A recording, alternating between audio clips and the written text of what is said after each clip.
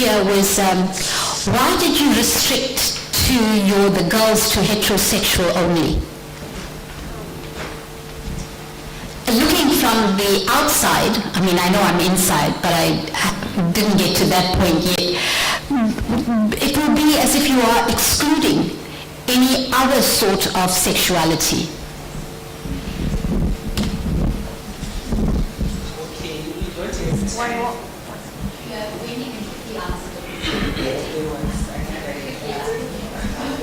Okay, that will be the last person then. Greetings, everyone. My name is Pilandlala. Wendy, I have a question for you.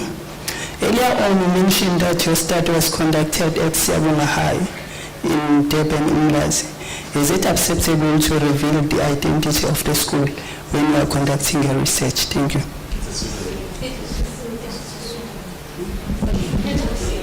Thank you so much for those messages. We should need you to respond.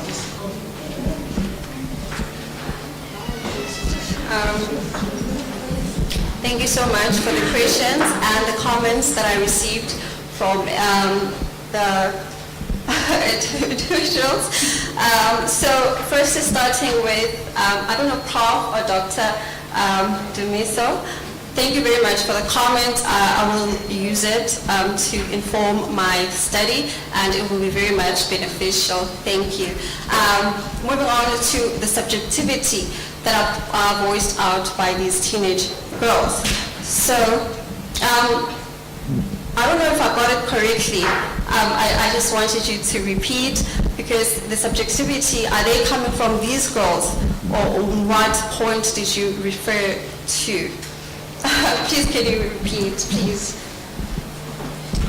So you know how sometimes they can be emphasized femininities where, like you sort of touched on it, but I was interested to know if there's one form of femininity or type of being girls that they are voicing as they are on social media. So I found that in my study, when I was conducting these interviews, there was actually one girl who said that in her way of portraying herself, she actually opposes to Bianca's of tight dresses. She likes wearing boys' stuff. She likes wearing sneakers that are from boys or the men's section. But she's a girl, she's attracted to men. But in herself, portraying herself, in relating to the materials, more than human materials, she confines to wearing of the other men or other men's clothes. So they are not just one kind of subjectivity and femininity. They are diverse and dynamic in that sense. So thank you very much for your question. Now moving on to my lovely professor's comments. I'm very grateful for the comments relating to John Villigate. It is true that there are many ways in looking at literature and exploring in how literature can shape our own studies and shape the lives of these young people we are investigating on. So thank you very much, Prof, for that comment. The heterosexual, I chose them to be of heterosexuality, Prof, because it was illustrated that in my topic that they are of heterosexuality. So I did not want to bring on more, how can I put this, more subjectivity that contained maybe in my own view, this is how because in my topic, it was the heterosexual compulsion. So maybe I can consider your view, Prof, and be more open to it and consider it in shaping my study in the future. Thank you very much for that comment.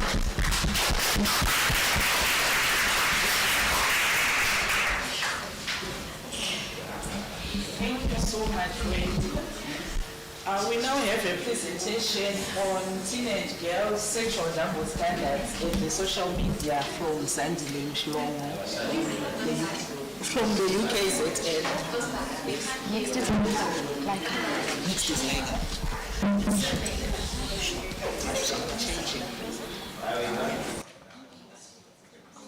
it's okay. Yeah. How do I move this? Use the keys. This key. Yes. Yeah. So just left and You got it. Okay. I can't hear you, dog.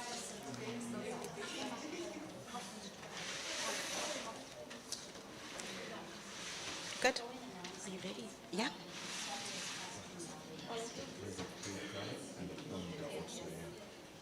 Yes, and then the point I put.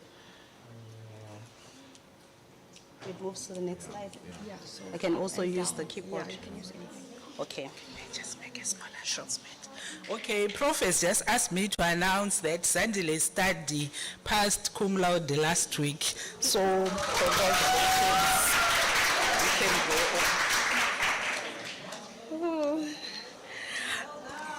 Thank you. Good morning, everyone. Like Dr. Maswetsu mentioned, my name is Zandile Mhlongo. I am under the supervision of Professor Bana and Dr. Shaisa Musa. Thank you for this opportunity. My topic for today is on safe surfing for teenage girls, navigating patriarchy and sexual double standards on social media platforms. This is part of a larger project at UKZN by Professor Bana entitled Social Media Platforms and Young People's Sexuality Aged 6 to 11 years.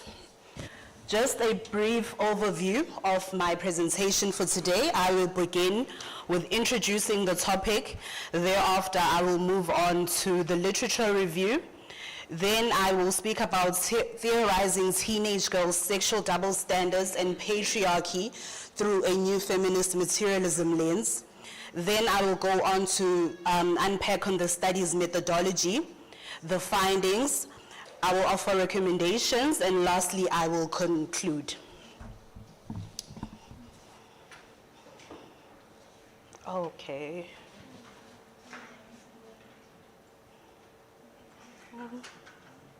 I think I'm getting lost here. If I go back, I want to move forward. Forward is this way. This one. Oh, it's this one. Oh, sorry about that. The study is inspired by new feminist materialism, Deleuze and Guattari's key concepts of assemblages, terrorization, deterrorization, and reterrorization. We speak of affects in conjunction with Bennett's notion of becoming. Basically, this study is an examination of girls' entanglements with contents on social media platforms in both human and more than human forms in such a way that it interacts to produce affects that constrain and also make possible girls' sexual becomings. The concept of new feminist materialism is often categorized by a return to realism and is described as an interdisciplinary field of research by top academics. Many contend that the post-war discourses like structuralism and post-structuralism have essentially reached their limits, making the use of the new feminist materialism in the study, which explored girls' understandings and experiences of gender and sexual double standards on social media platforms becoming befitting, actually, as it speaks of the importance of subjectivity and representation, which in turn replaces sexual and other types of deconstruction with an ontology of modulated presence. Deleuze and Guattari's concepts of deterrorization mentioned in the introduction involves the smoothing out of places, a halting of communication via expected channels, and a call for new ways of thinking and acting. Reterrorization and deterrorization should not be viewed simply as a return to the original territory, but when using the concepts of assemblages, which was initially proposed by Deleuze and Guattari, within this study, assemblages were used in such a way that actually depicted how deteriorized elements combine and engage in novel interactions to either create a new assemblage or actually alter an existing one. Now I will move over to the brief literature review of the study, which is broken up into three major categories. The first one being the prevalent forms of gender and sexual double standards on social media platforms. Identity-based attacks have become so common that they are normalized as inevitable and something that is bound to happen to women or girls participating in digital publics. The choices that teenagers make about how to embody and express their gender and sexual identities occur in environments which sexual harassment from peers is ubiquitous, and adult authorities might unfairly discipline them for their sexual choices. Acts of victim blaming inevitably produce invidious constructs of femininity and female sexuality. These range, we speak about anxieties as well, which actually range from general worries over early exposure to sexual or pornographic content.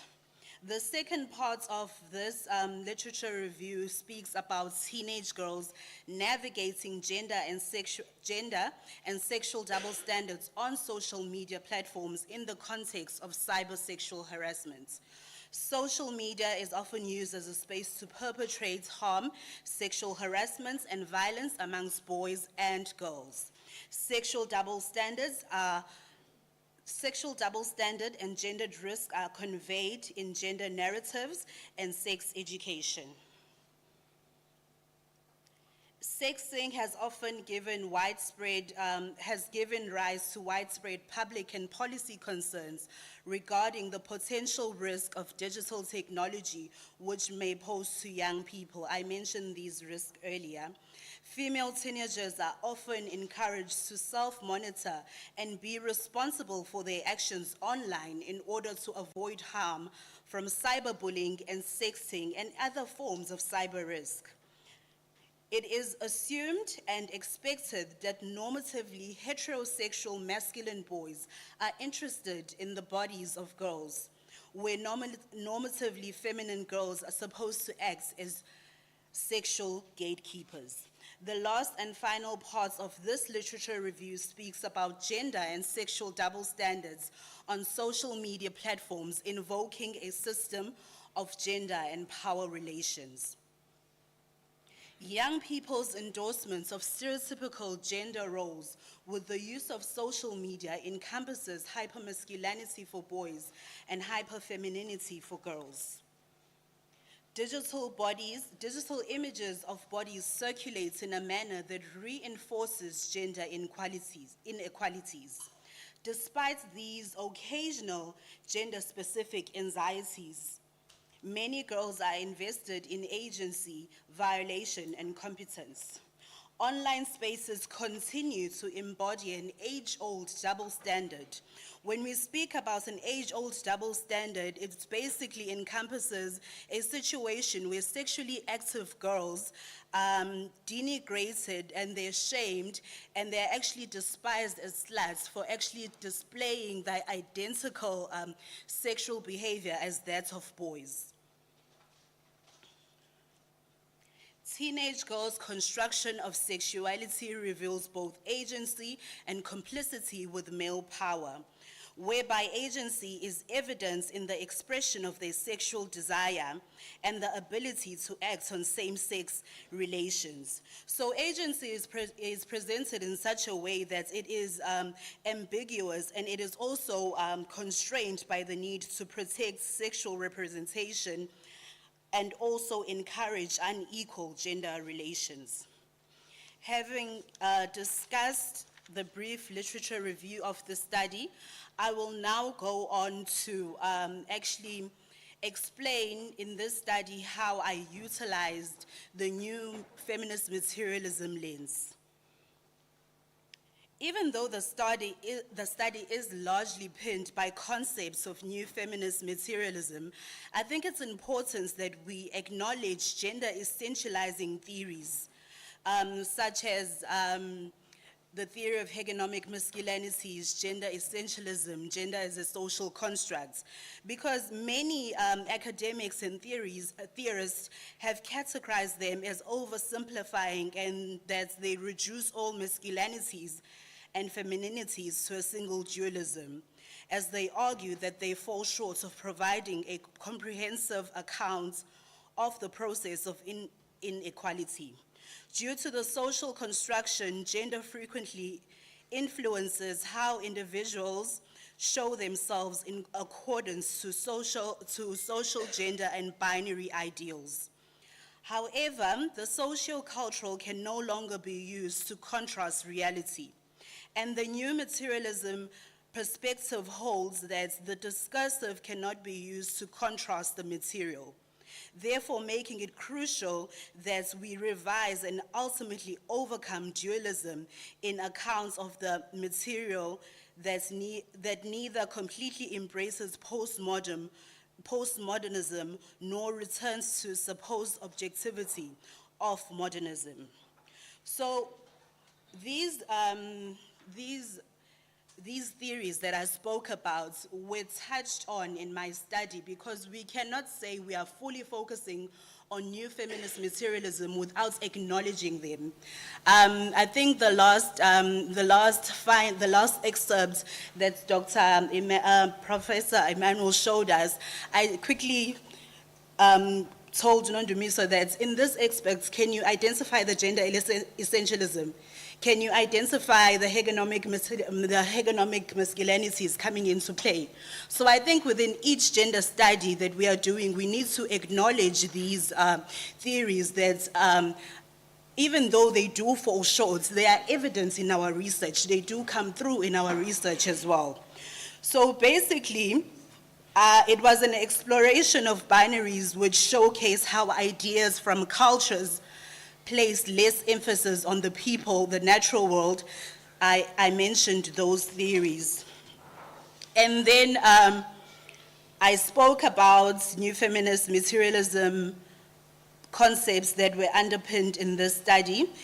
I also made use of the sexual assemblage.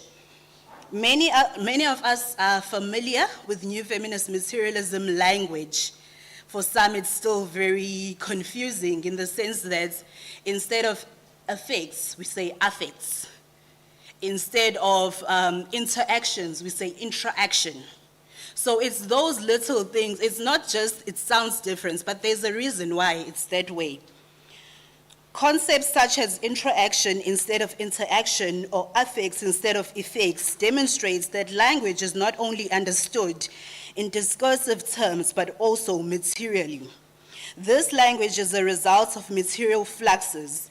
The concept of interaction, which depicts the imbrication of meaning and matter, will be useful in this regard.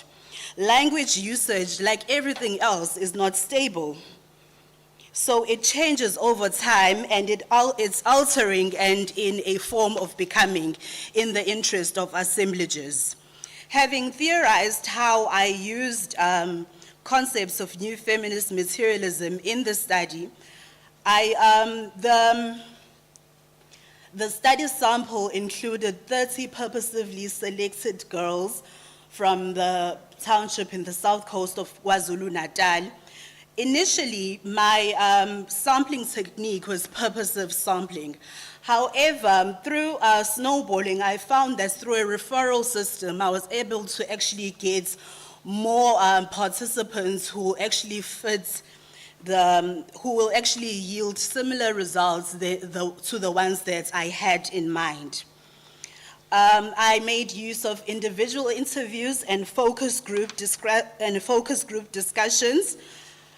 Photo elicitation was used as a technique of qualitative research. Photo elicitation for me was employed in such a way that it actually directed the interview process. The study is also very largely visual. For example, I made use of I printed out the popular emojis of an eggplant and a mango. The eggplant often, it actually symbolizes a penis, and the mango is for the vagina. It actually elicited laughter amongst the girls. They were relaxed in such a way, they knew the kind of questions that they were coming, and some were very excited. So this technique was very beneficial for me. I will now go on to discuss the findings of the study. Due to the topic for today, I just decided to stick on two major findings.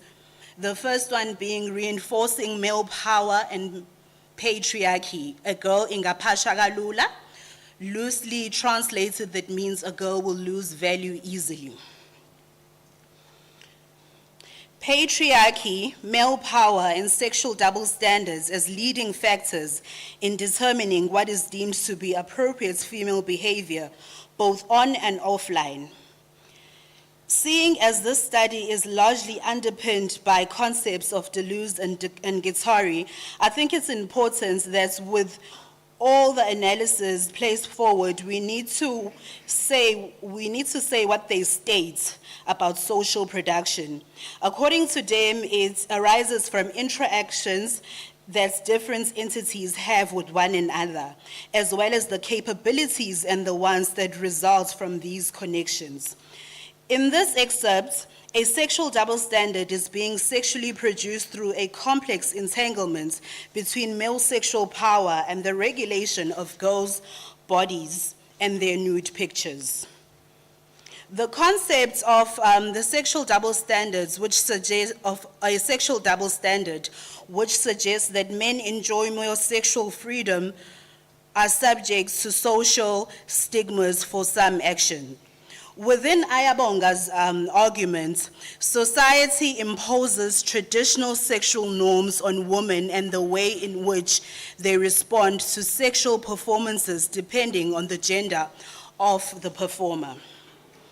Similarly, another participant, Zah, also commented on the reinforcements of male authority, and her response actually highlighted a sexual double standard that reinforces a heterosexual culture by marginalizing non-heterosexual male identities.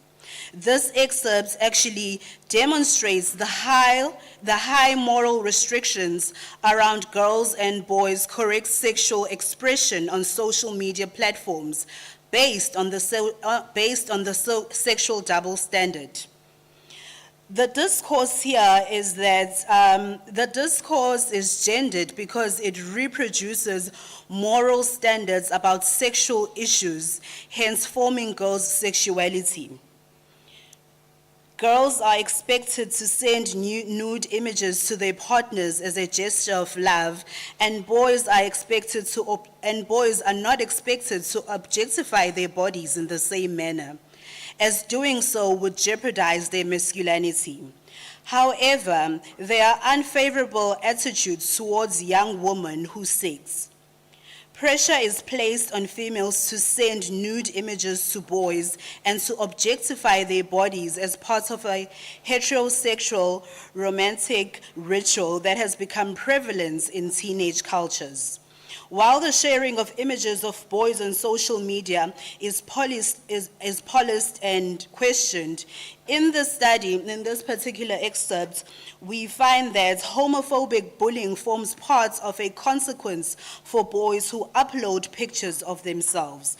This is evidence, as Uza says, isitabane, which is a derogatory term for someone who has a who forms part of a non-normative sexual group. So by using this derogatory term to describe boys who participate in the sharing and creating of their own naked pictures online, it serves as a coercive territorialization of their bodies fueled by heteronormative ideals that limit boys' potential for their sexual becomings. The second and final finding is based on societal reinforcements and the regulation of gender and sexual norms. I was taught that you respect your body, you just don't show it to the whole world. In this finding, we find that deeply embedded cultural ideas lead to the reinforcement of restrictive gender standards, which creates affects that serve to limit girls' sexual becomings. Oh, sorry about that. Patriarchal constrained capacities develop and socio-cultural standards impose limitations on girls' potential to become, accomplish, and feel.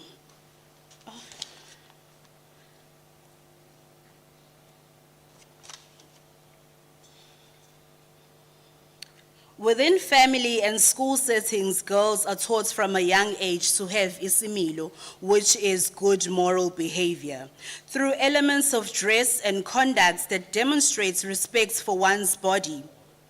The gender binary reasoning in this excerpt position girls within a discourse of sexual innocence and vulnerability, whereby the educator transmits heteronormativity through an underlining patriarchal informed hidden curriculum. This excerpt shows us that educators transmit the ideas of females as innocent and males as having sexual desires through a concealed curriculum. These impressions have potential to enhance the notion of sex as mostly masculine activity, as mostly a masculine activity done for male pleasure, thus resulting in both students and teachers contributing to the reinforcement of existing power dynamics. If we could unpack this excerpt using a new feminist lens, we should realize that in accordance with Barrad's 27 notion of becomings, human and non-human elements become aware of one another through a range of material discursive experiences. These are our interactions. And these events cause each of them to develop in different ways over the course of time. These more than human components disguised as fundamental maths concepts, X and Y principles presented by Nolutando's teacher, reflects a complex interweaving of religious and societal norms.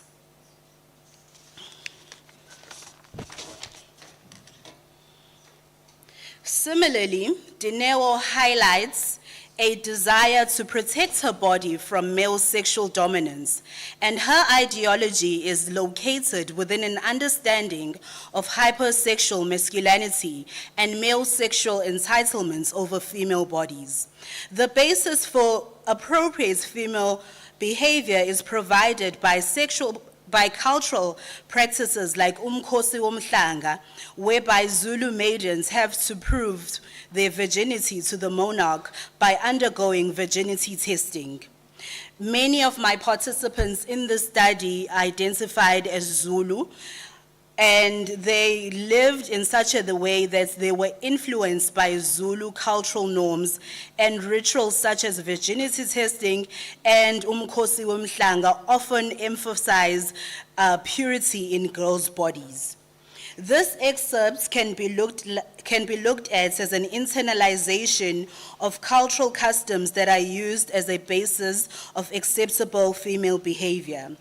By adhering to these cultural traditions that reflect consistent gender identification as a means of resisting male sexual power over the participant's body, her ideology is rooted within a hypersexual masculinity, which then has restricting effects on her possibilities for new sexual becomings.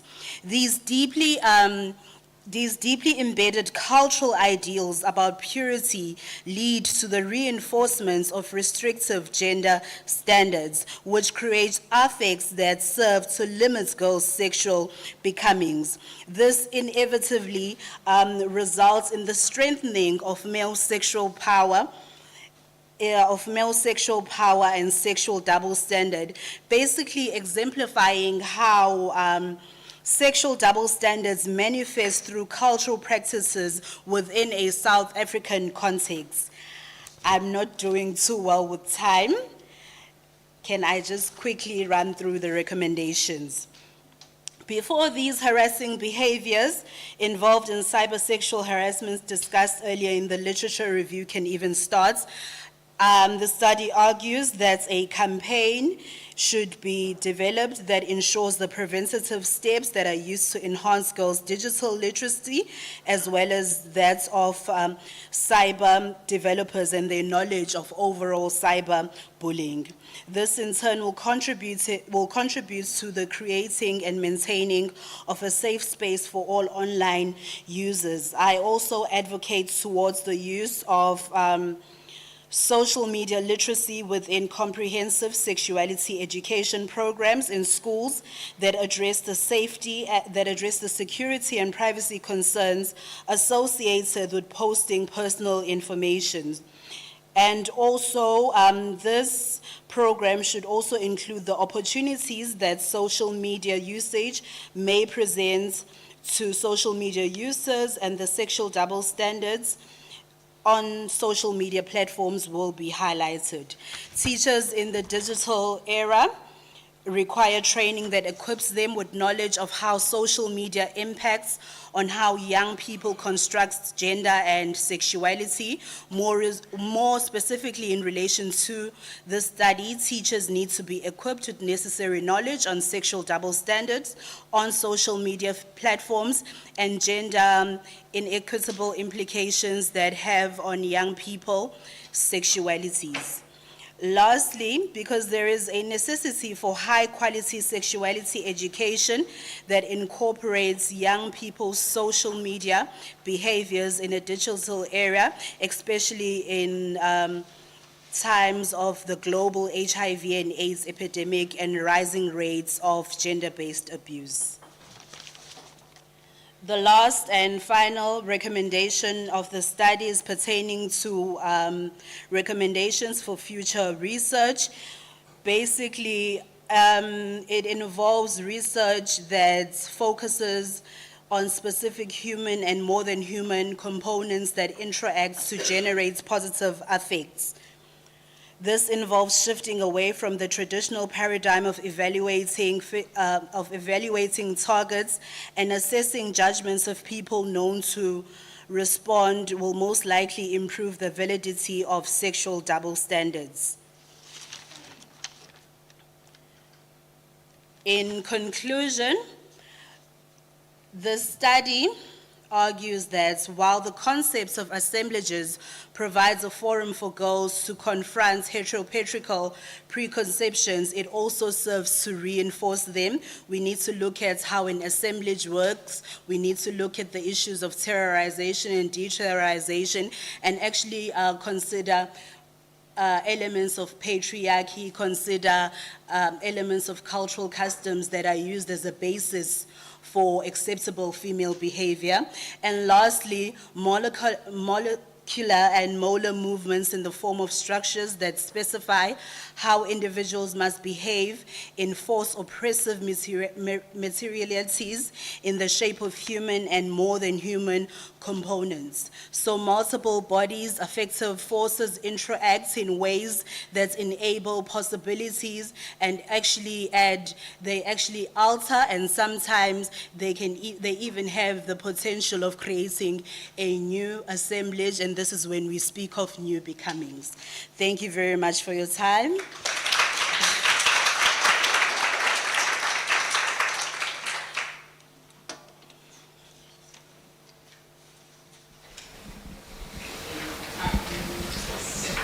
Thank you very much, Zandile. We allowed her to go over time because we are just celebrating with her. She's done so well. So now we have just 3 minutes for persons.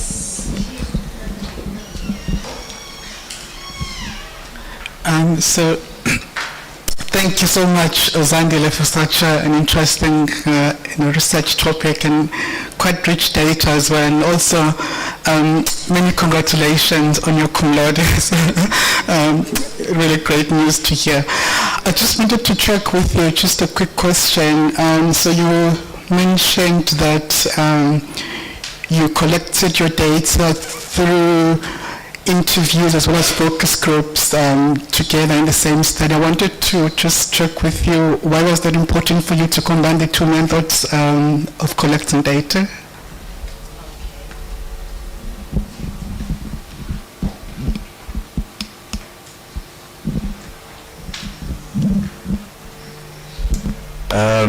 I'm not sure if it's a question or a comment. But I think well done for your presentation and congrats on your results. I was really interested to hear more about how isiZulu, because it sounds like they were also Zulu speakers, so I'm interested to hear about how isiZulu helps or works in the context of how you are analyzing your data. So how does new feminist materialisms, how is that analysis for you? And because I liked how you still had some terms in your data, which for me I think made it quite powerful, and then you started to say it elicited laughter and excitement, and I think it came through in that. But I'd just like to hear your perspective. Okay, we will give Zandile a chance to respond. Thank you so much, Prof. I think for me, a combination of the two methods in order to extract data was beneficial in the sense that what I found in the individual interviews, despite me being young and looking casual like the students, there was still a form of intimidation. They couldn't let loose completely. Up until I told them, guys, my interviews were conducted in isiZulu. I was very fortunate, Prof made it possible that there was a transcriber to actually first translate and then transcribe. So that for me gave them that sense of release. So initially in the one-on-one interviews, they were often very uptight. Regardless of me looking like one of them, they had this thing, there were these power imbalances at play. But when I brought them together as groups, I was actually surprised.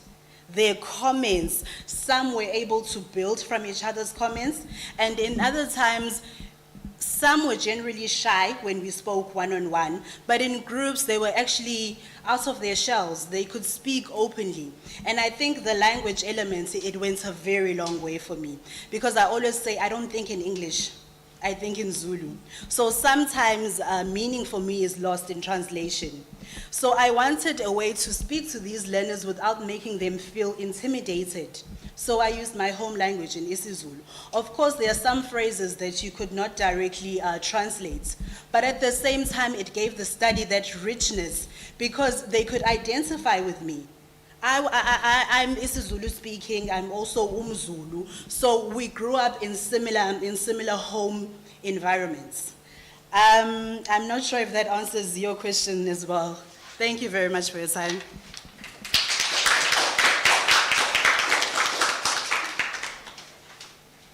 Okay, we would like to thank the presenters in this session, Wendy and Zandile. Thank you very much for your presentations. Now I'm handing over to the chair for the next session, Dr. Patsy.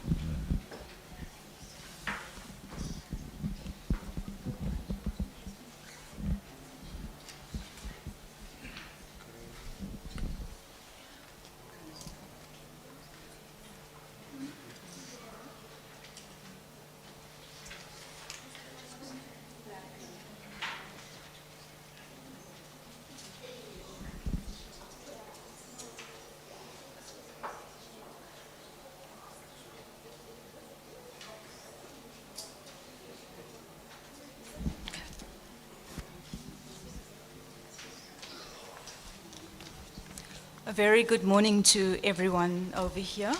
I must say it's been so exciting to have listened to all the presentations, starting with you, Prof. Barnard, to Professor Mayeza, a friend of mine as well. We've been together a long time ago, and it was wonderful to see him this morning. And I also want to thank the organizers for inviting me to this session, this conference this morning. Like I said, it's an absolute pleasure to be here. My name is Patsy Junaran, and I'm was a former student of Prof. Bana. We are now in session 3, okay? And the theme over here is masculinities, femininities, gender, sexuality, and online interactions. We have 3 speakers over here. They are Laika, Rabia, and Dr. Roslyn. In the interest of time, we will take questions after all the speakers have gone through. Okay? To introduce our first speaker, let me just reinforce that each session is approximately 30 minutes, but if speakers could, more or less keep to their time, which is like between 20 to 25 minutes, it gives us 5 minutes for question time, then we can actually get back on track with the program. Our first speaker is Laika Said. She's at UKZN. She's a third-year PhD student, and her topic is Sexual Cultures in a Digital Era, Boys and Girls Negotiating Gender and Sexuality on Social Media. A study focuses on teenagers between the ages of 13 and 15, and it explores how these young people negotiate gender and sexuality on social media. Laika?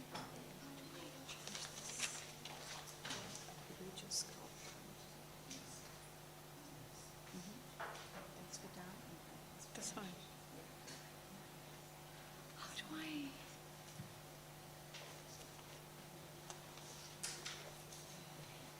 I just want to be scrolling down. Oh, that's one. Okay. And now to go. Okay. Okay.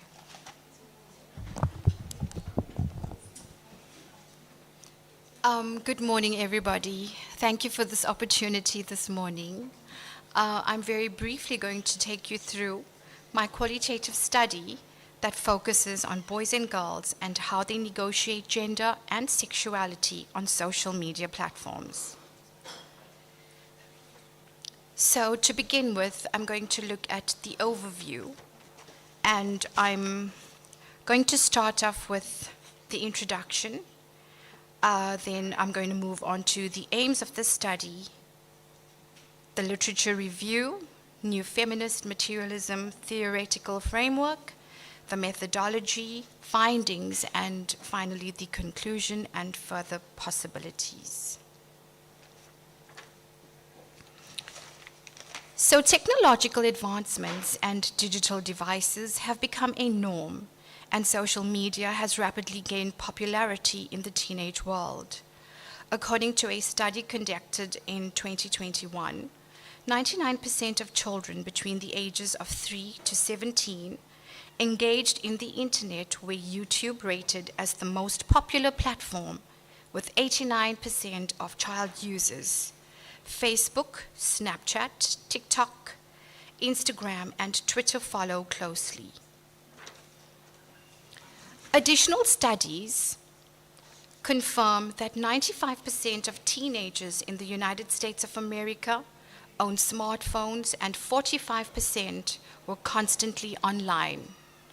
Relatedly, most European teenagers are using smartphones as their #1 communication device. Despite this increase in accessibility to digital devices, research on social media and teenage sexuality is limited.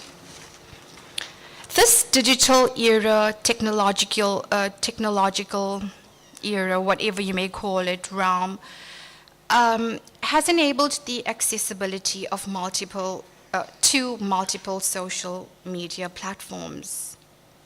These platforms of communication result in an increase in risky behavior, harassments, and inequalities. Personal interactions are replaced with sexting, which refers to the sharing of sexy selfies, that is, sexually explicit images, sexual conversations, and the exchange of uncensored material through digital devices, subsequently deriving instant gratification. The emergence of new dangers such as sexual objectification and harassment, which is more prevalent to teenage girls, manifest as risks, thereby reinforcing the stereotypical gender roles endorsed by hegemonic masculinity and create opportune situations for victimization and inequalities. In the study, I therefore argue that the failure of parents, teenagers, and communities to understand new technological developments, coupled with young teenagers' use of social media and the gender ramifications, will reinforce rather than change the context of female vulnerability. So in this study, I examined how teenage boys and girls between the ages of 13 and 15 negotiate sexuality and gender on social media platforms. Using new feminist materialism, I ascertained the gendered and sexualized social media exposure risks and consequences for young bodies. Moving on to the introduction now, so I'm going to focus on how cybersocialization impacts the gender and sexuality assemblage. Cybersocialization challenges the conventional notion of appropriate socialization. Digital media plays a pivotal role in the cultivation of friendships, sexual and romantic relationships. Advanced technological devices and platforms support constructive engagement and creativity in teenagers. This digital era facilitates the patriarchal hierarchy where men are the dominant gender, referred to as hegemonic masculinity. Sexual entitlement and male power contribute to an increase in the probability of sexual risk. Offline sexual risks in relationships are often played out in the online realm, where violence linked to socially constructed gender norms position women in subordinate positions to men. I aim to examine how social media impacts their identity and development in terms of gender and sexuality to create supportive environments that will help to inform sexual violence prevention, intervention, and response within communities. Moving on to new feminist materialism. New feminist materialism focuses on how components such as technology, buildings, and tools are social agents that affect each other, thereby contributing to social production of meaning. By drawing on new feminist materialism, I bring together teenagers, technological devices, material things, and objects in order to show how all these different elements are used and deployed in the negotiation of gender and sexuality. The focus will be on interconnections between social media, teenagers, gender, and sexuality in order to elucidate how these divergent bodies, forms, and elements come together to affect the young life course. New feminist materialism allows for the understanding of resistance and agency of digital technology in relation to gender and sexuality. Social media can be considered as part of an assemblage that affects and is affected by teenagers. In the study, I seek to show how bodies, including things and objects, are always already part of a more than human assemblage. In other words, teenagers negotiate gender and sexuality through social media. All objects, things, and bodies have agency. I focus on the micropolitics of these experiences in the assemblage that produces different capacities for young people. Within the assemblage, these capacities are always in flux and assemble and reassemble based on what capacities are possible according to the context and the circumstance. By foregrounding the significance of materiality, the study shows how material things evidenced in young lives, including the technological devices, laptops, cell phones, and internet, participate in the connections and the relations between young people. Gender heterosexual powers are used to deterritorialize and territorialize different social potentials. Drawing from Butler's theory of performativity that proposes that gender is performative and fluid, sexuality is not constant, which reinforces the notion within the study that aims to explore the spaces of flexibility where young people are able to freely negotiate gender and sexuality in private spaces through digital devices. Teenagers are now active agents of sexuality.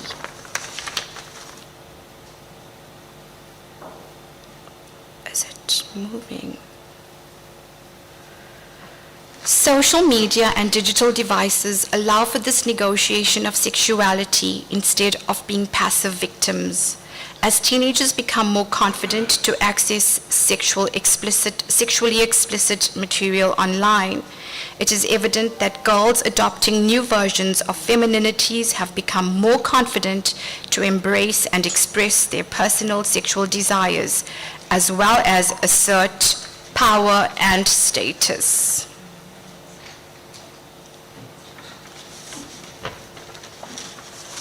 I think I kind of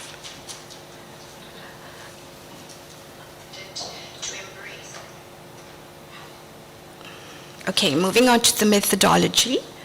In this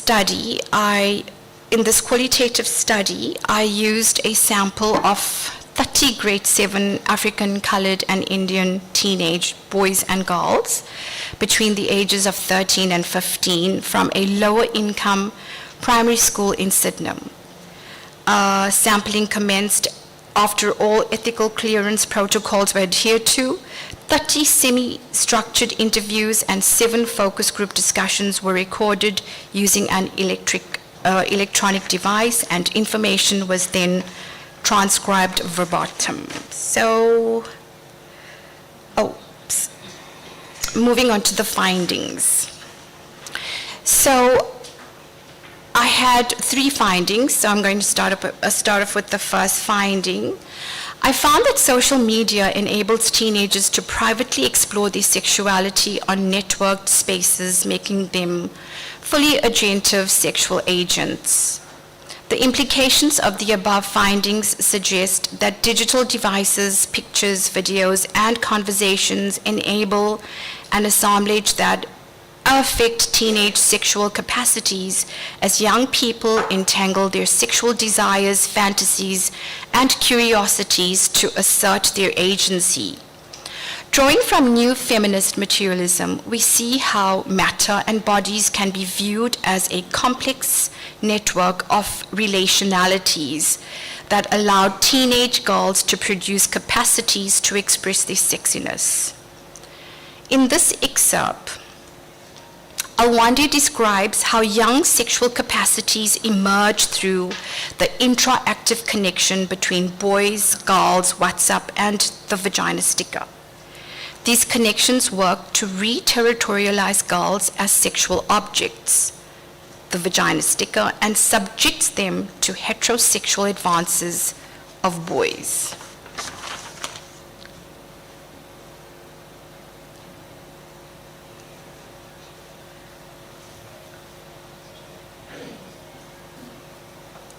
Findings 2. Secondly, teenage girls are viewed as ubiquitous. Female sexuality is viewed as ubiquitous, resulting in affective flows of influencing arousal, shame, and delight. The digital world provides girls with the freedom to enter a realm of fantasy, producing specific capacities to express their sexiness and sexy desires. Sexual desires resulting in risky sexual behavior. Sexuality assemblage is intensified, and nudity, sexual objectification of women, and aggression of power become territorialized within this entanglement. This entanglement interconnectivity produces a social arena that provides teenagers possibilities to openly express their sexual desires and pleasures, facilitating interacting in complex ways. Evident in the above findings are the ways in which social media and technological devices create an assemblage that prioritizes affective relations. Teenagers' capacities are affected by their relationships with objects and devices, expanding and materializing their sexual becomings. Here, Piwe Kuhle mobilizes heterosexual desires in the intraactive connections made between human matter, that is the boy and her mother, and non-human matter, that is the digital devices and nude pictures, to re-territorialize the ways in which girls use their bodies as sexual commodities in order to attract boys and boost their heterosexual desirability. The affects produced through the boy reporting to her mother is reflective of the re-territorializing capacity that seeks to constrain her ability for sexual becomings and repositioning her within an oppressive assemblage. And findings 3. Findings 3, I've actually broken up into 2 parts. So focusing on the first part, here we have an illustration of patriarchal heteronormative behavior and body shaming. Boys coax girls into sharing pornographic pictures and videos. The vulnerability of the girls and the concept of patriarchal hierarchy is reinforced, where boys use their power and the power of porn to satisfy their male sexual entitlement and view feminine bodies as objects of desire. Entanglement constrains femininity in service to male power. Teenage girls openly and confidently express their sexiness in ways that not only reduce their capacity to feel sexually desirable, but create an opportune moment for males to objectify these human bodies and derive sexual gratification, territorializing his position in the assemblage and deterritorializing her position.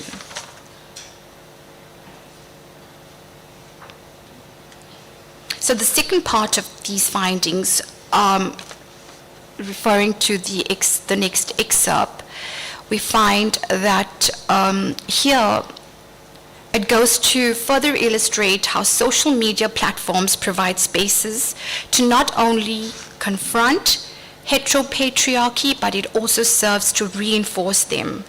Here, the 15-year-old boy exercises his capacities by using various emojis, that is the peach and the eggplant, and even explicit pictures to entice and lure Selena into having some fun. The boy was persistent in expressing his sexual desires and becomings with emojis that translated his sexual becomings. This assemblage demonstrates the entanglement between the human, that is the boy and Selena, and the non-human body, which are the emojis, cell phone, social media platforms. It further demonstrates how the affective force of multiple bodies interact in ways to enable potentialities, possibilities, and ongoing becomings.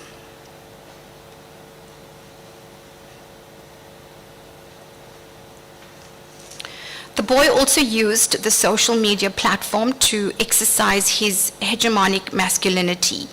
Traits of hegemonic masculinity are also evident in the persistent efforts of sexual entitlement.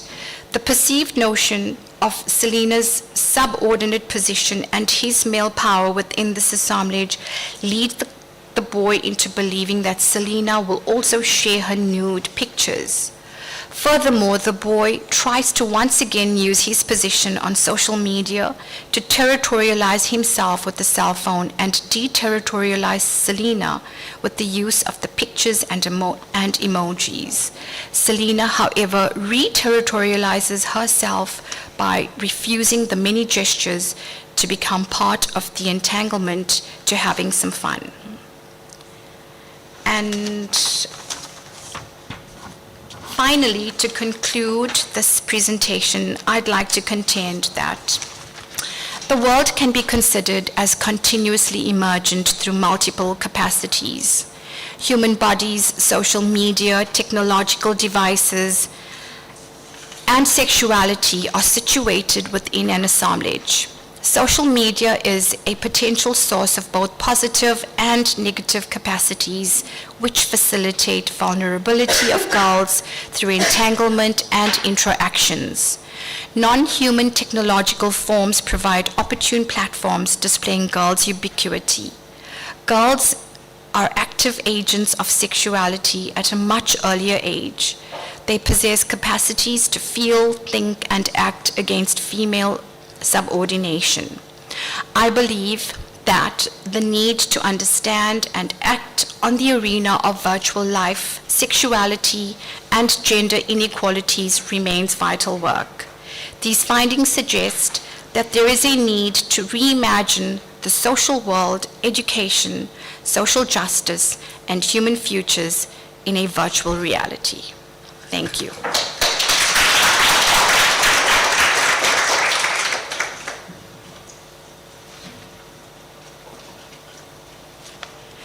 Many thanks for that, Laika.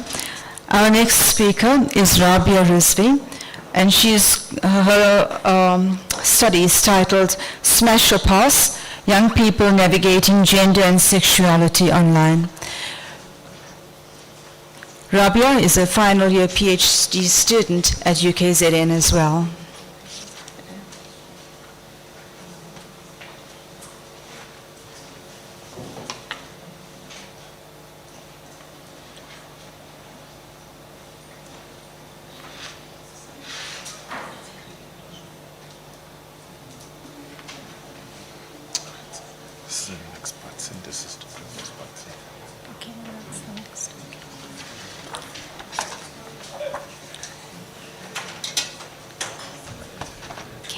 Good morning. My name is Rabia, and my presentation today will be analyzing how young people navigate gender and sexuality online.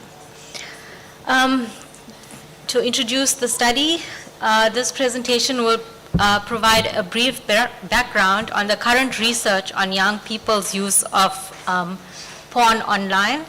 I will then go on to discuss the theoretical framework and the methodology that was used to conduct the study. Finally, the findings and the conclusion as well as the implications of the study will be presented.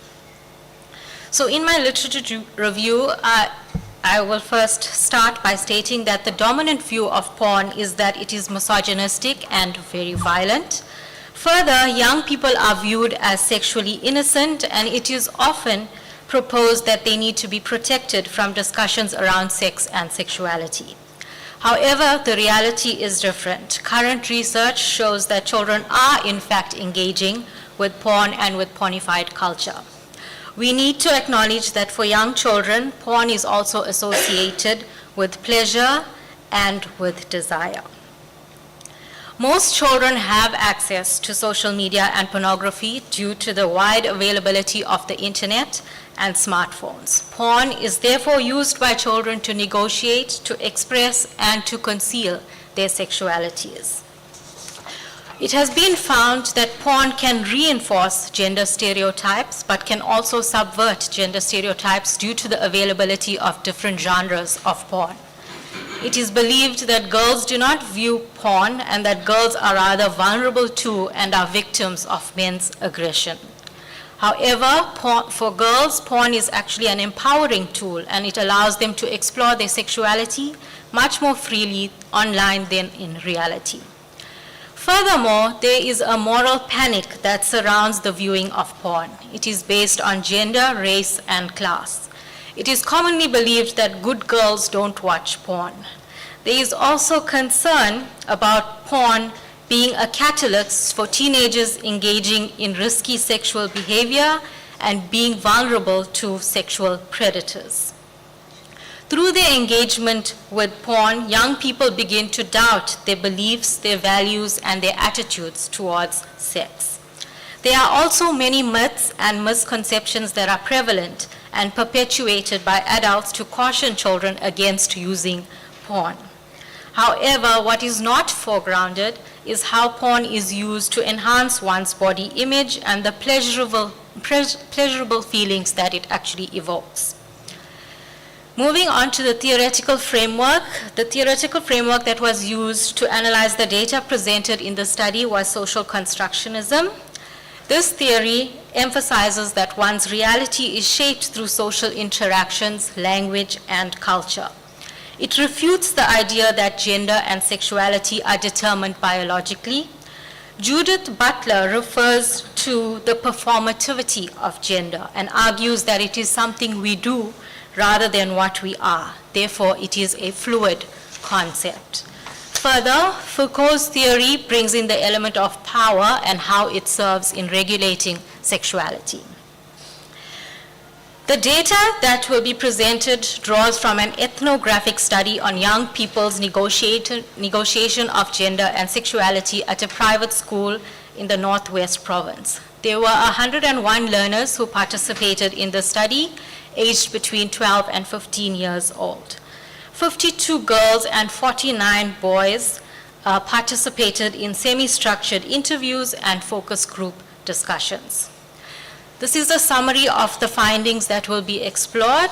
It was found that exposure to porn by boys and girls led to the objectification and subjugation of women and girls. Social media was used to construct hegemonic notions of masculinity. Porn was used by girls to express their desirability and their sexuality. On the other hand, girls were also vulnerable to gender violence online. And finally, the viewing of porn was associated with feelings of guilt, shame, and led to questions around the morality of porn.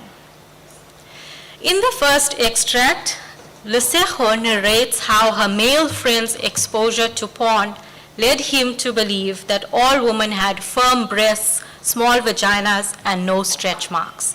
She corrected this belief by reiterating that this was not true. When analyzing this extract, the data confirms that porn creates unrealistic expectations and perceptions of women's bodies in boys' minds. Furthermore, porn is entrenched in notions of female bodies being subject to male-centric fantasies and as performative. Women's bodies are fetishized and become subject to heterosexual desires. It portrays sex in a way that can be unrealistic and exaggerated, and not reflective of typical sexual experiences or relationships.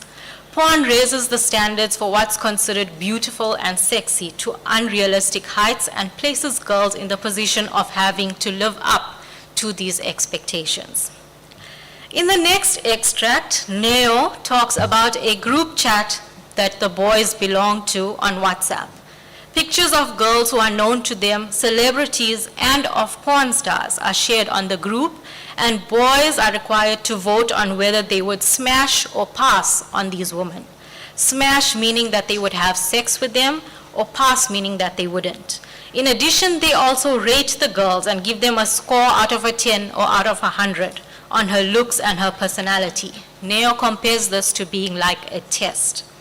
This data suggests that social media is used to produce and encourage hegemonic forms of masculinity, as all boys in the group chat are compelled to participate in the grading of these girls' bodies. This fosters unequal power relations, as girls are often unaware that they are being scored and objectified by boys. Neo describes it as part of being a normal boy code, which suggests that this is normalized behavior and expected, which qualifies them as boys. Patriarchal and heteronormative notions of masculinity are emphasized. In the process of rating the woman within the comfort of a group chat that is exclusively for boys, girls are powerless in voicing their opinions or concerns or standing up for themselves and are victims of the male gaze. On the other hand, Tlamelo, who is a girl, tells a story about her friend who has a voluptuous body and posts pictures of herself on her WhatsApp status wearing bikinis, thongs, and G-strings. She refers to these images as pornos. These descriptions underline that social media is used by girls to express their capacity for sexuality and desirability, which is empowering for girls. This phenomenon is also linked to pornified culture as described by Mulholland, as teenagers often strive to emulate their favorite celebrities on social media. Social media is used as a tool to flaunt one's sexiness and allows them to adopt new versions of femininity. However, this freedom is also restricted by stalkers, as discussed by Bonolo. She tells a story of how she posted a picture of herself on social media and was targeted by unknown men who threatened to sexually assault and rape her. She resisted by reprimanding him and eventually having to block him, although he later stated that he was joking. This incident suggests that girls face restrictions in their freedom to express themselves as they become vulnerable to predators and cyberbullies. The anonymity of social media allows for identities to be concealed, which creates a sense of bravado and results in uninvited expressions of desire and threats online, as men show off their sexual prowess. The victimization of girls and threatening to perpetrate harm is a demonstration of their sexual dominance. This results in girls taking measures to gatekeep their sexuality and desirability, as in the case of Bonolo, who blocked the perpetrator from further sexual violence and aggression. This incident also raises concerns about the security and privacy of girls who post pictures online and how girls have to take measures to safeguard themselves from untoward behavior. Lastly, in the study, girls also expressed how their viewing of porn evoked feelings of shame and guilt. Andiswa questioned herself for watching porn and expresses how she felt disgusted by it. She uses religion to describe porn as demonic. Similarly, Tsolofelo draws on her Christian identity to describe how porn is like Satan trying to corrupt her mind. Therefore, religion is used as a tool to label porn as immoral. Both Andiswa and Tsolofelo's extracts suggest that notions of guilt and shame are still associated with pornography, and that the consumption of pornography goes against religious and moral codes. This in turn fuels gendered and classed perceptions of pornography and advocates for notions of sexual innocence. In conclusion, the data presented here shows that porn and social media allow young people to express their gendered and sexual identities. However, pornography and pornographic culture also reinforces gender stereotypes and leads to violence and aggression. Moreover, porn is associated with dominant ideas of guilt and shame, which ignores the nuances in the ways in which porn is a tool for gendered and sexual expression. The implications of the study are that more conversations are needed to understand attitudes towards as well as the uses of porn by young people. The framing of young people as sexually innocent is problematic, and this needs to be disruptive. And finally, porn and its role in shaping masculinity and femininity needs to be investigated further. Thank you.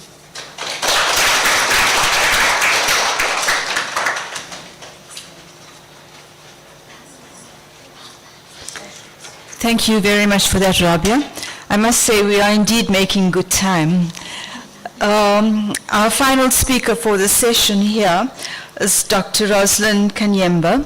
As Prof. Bana introduced her earlier on, she comes from the University of Pretoria and she is a postdoc fellow.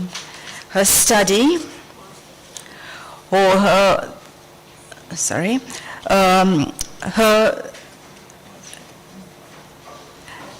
her topic is titled, Why Boys Matter, Sexual Risk Behavior Interventions Targeting Boys and Young Men in Sub-Saharan Africa. Dr. Rosalind.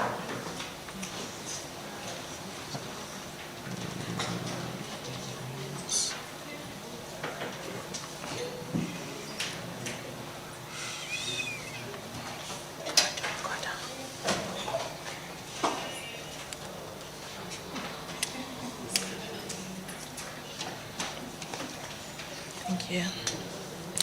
Good morning, everyone. My name is Rosalind Kanyamba.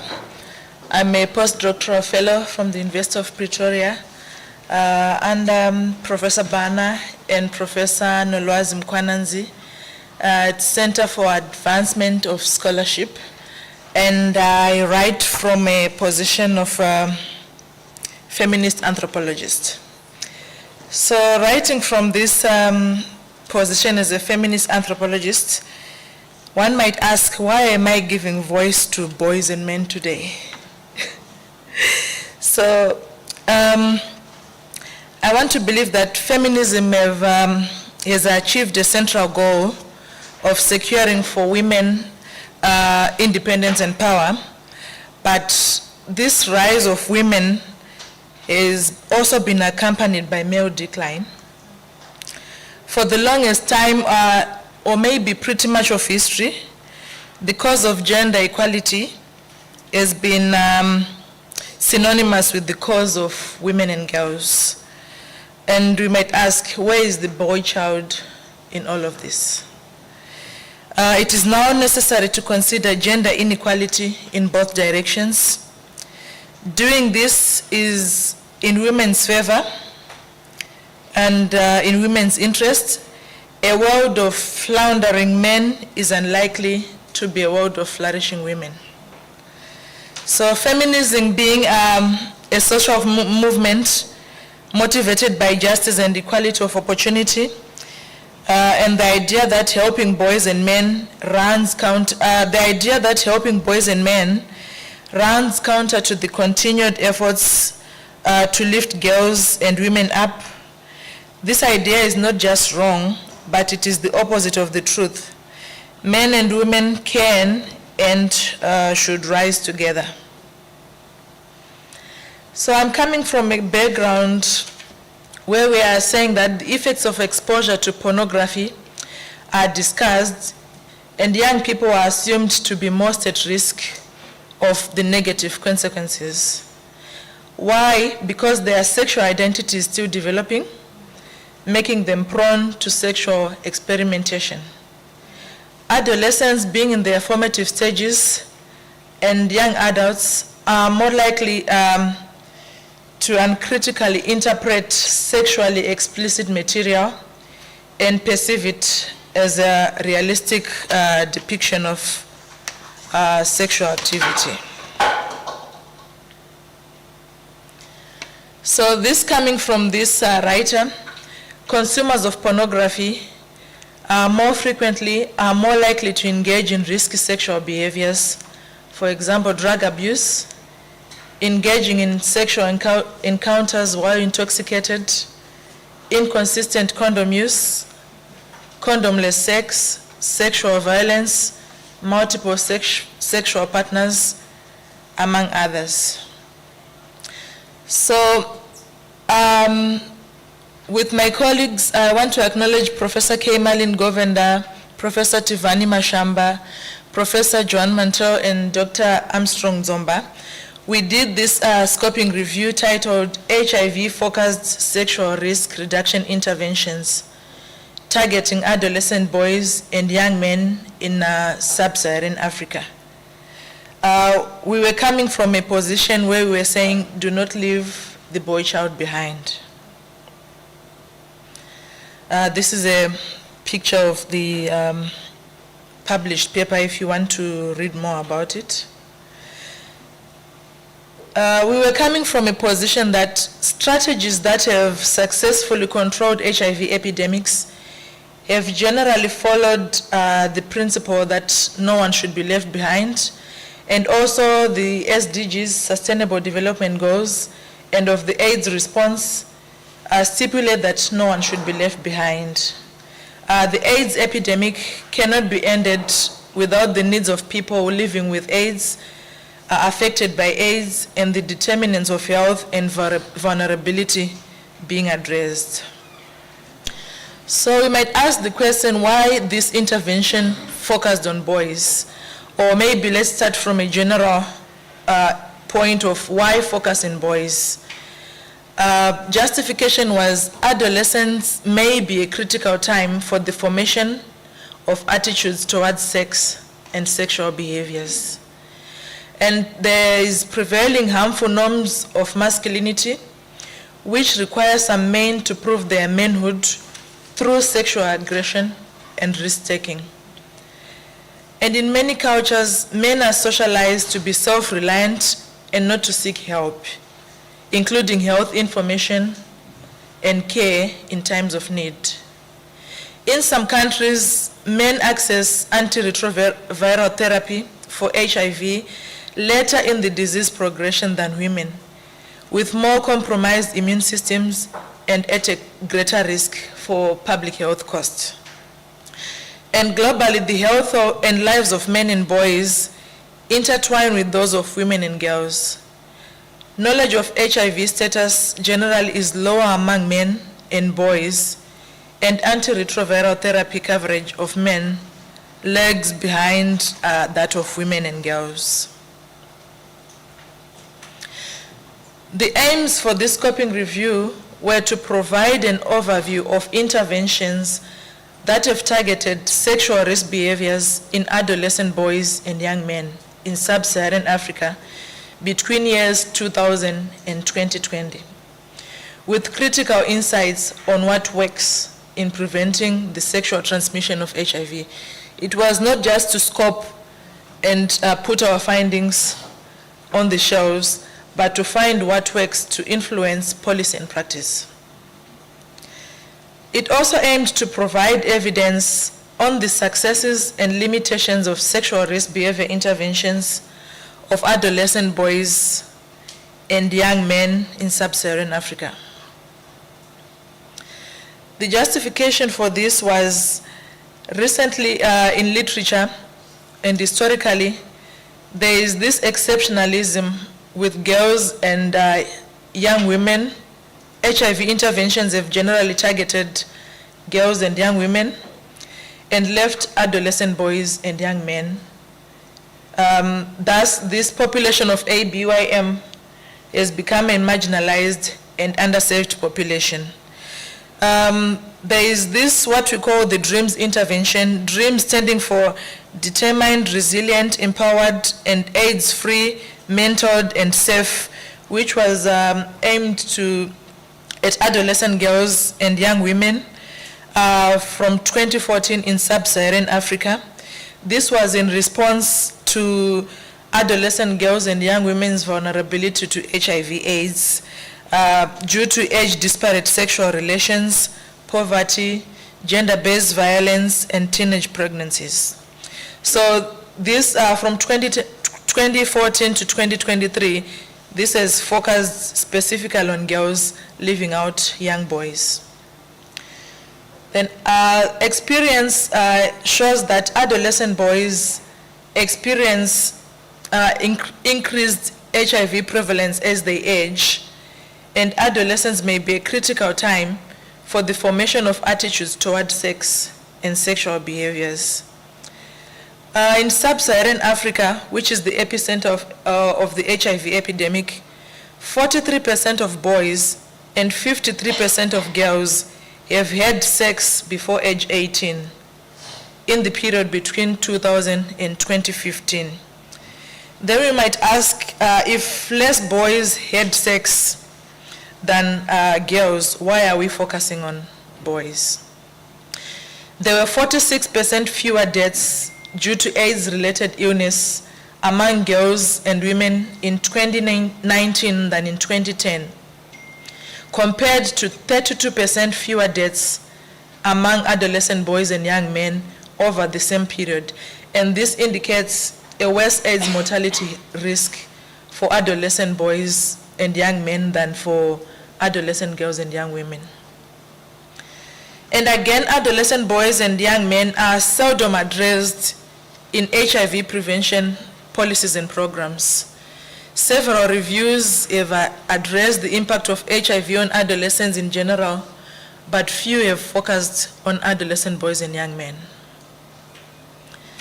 Again, much of the available data in literature do not disaggregate adolescent boys from adult males or adolescents in general. The data is clumped. Yet the context and life challenges of adolescent boys and young men can be markedly different from those of other ages or genders. So this all justifies the need to focus on adolescent boys and young men as a population in its own. So I deliberately avoided taking you through the steps of a scoping review, which I thought you can always find online, but I wanted to highlight findings from the reviews and what we found was necessary. In other words, what works when engaging this population of adolescent boys and young men.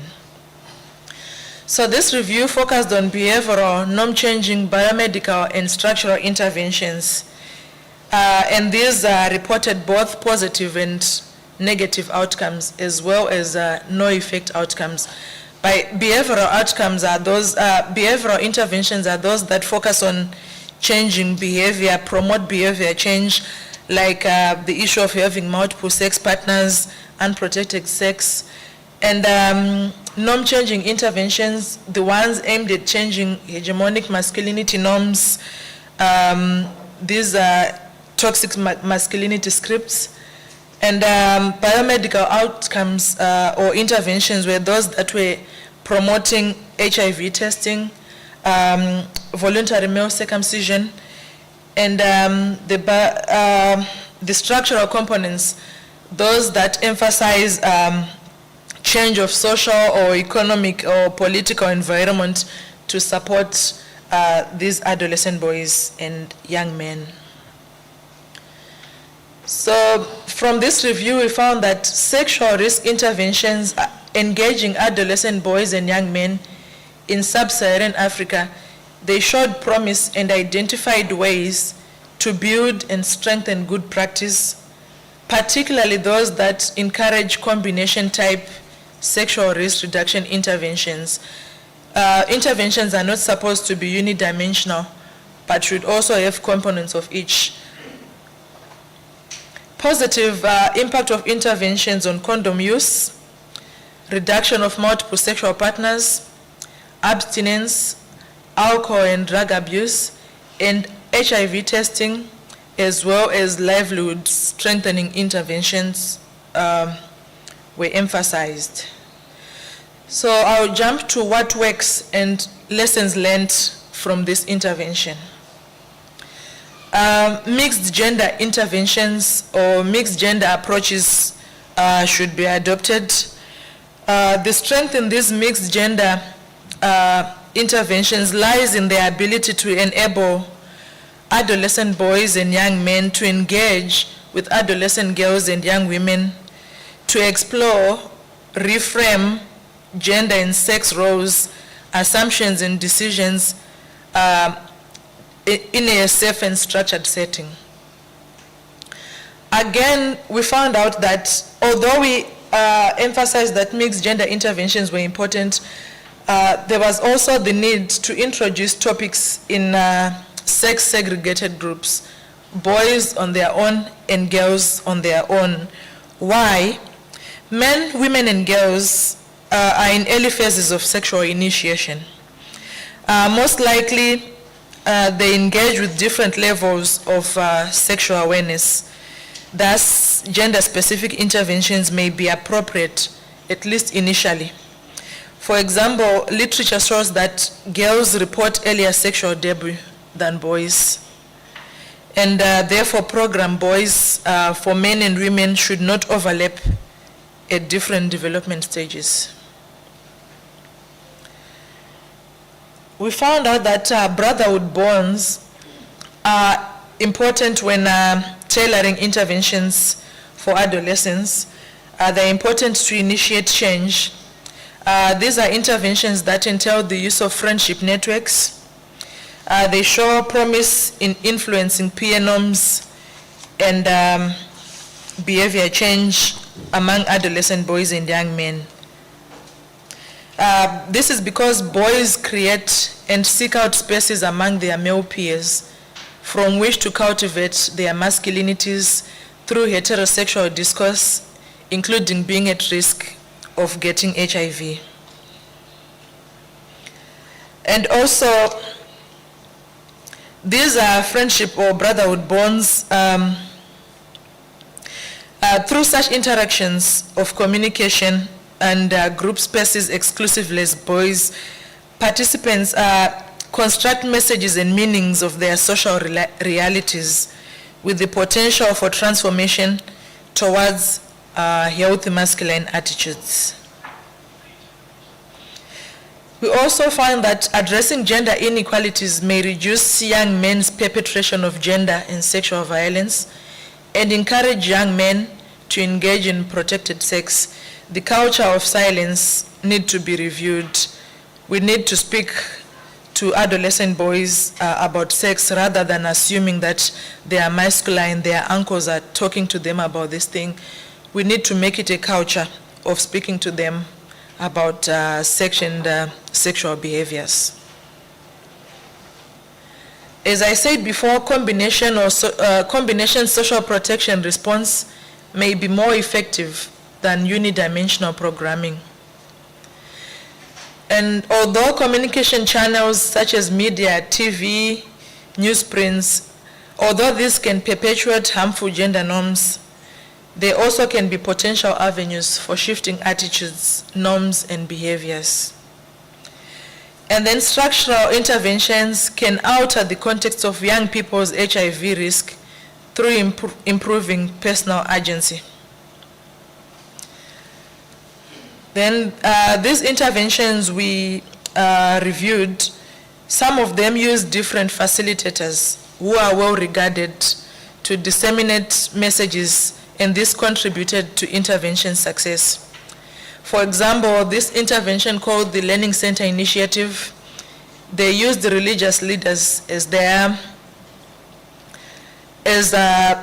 they use religious leaders to disseminate information, and this using of religious leaders contributed to the intervention success, noteworthy given that religion could also be an impediment to sexual health promotion. The Brothers for Life campaign in South Africa, they used soccer celebrities and coaches who were perceived as displaying upstanding behavior as trusted trendsetters whose actions, attitudes, and views influence their peers. And the Champions League intervention, they used same-sex facilitators as well as peer counselors, which proved beneficial as participants felt comfortable discussing personal issues with members of the same sex. Then what is the way forward? There is need for change in how we view men. We need to view them from obstacles to partners, from means to an end to subject to their own needs, from insensitive to potential for caring, from individuals to complex subjects, because men generally, due to masculinity norms, they have pride, but we all have moments where we are weak and need a hand, and we need to acknowledge that help starts with a conversation. Then for future studies, they also need to provide health information that is basic, accurate, and directly contributes to health promotion, to health promoting decisions and behaviors. Future studies need to address the needs of youth who are not having sex, as well as youths who are currently sexually active. They also need to ensure that all youths are provided with effective education and skills to protect themselves and others from HIV infection and other STDs and unintended pregnancy. Future interventions need to be developed with the active involvement of students and parents and be locally determined and consistent with community values and relevant policy. So this is sort of a summary of what I've been saying, the demand side, the supply side, and enabling environment. So I have 2 minutes now, so I won't go deeper into that.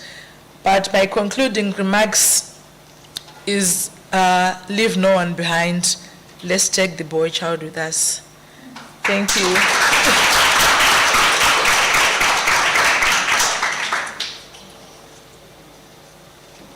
Thank you very much for that, Rosalind. Rosalind, could I ask that you remain here with me, please? And could I ask Laika and Rabia to please join us in front?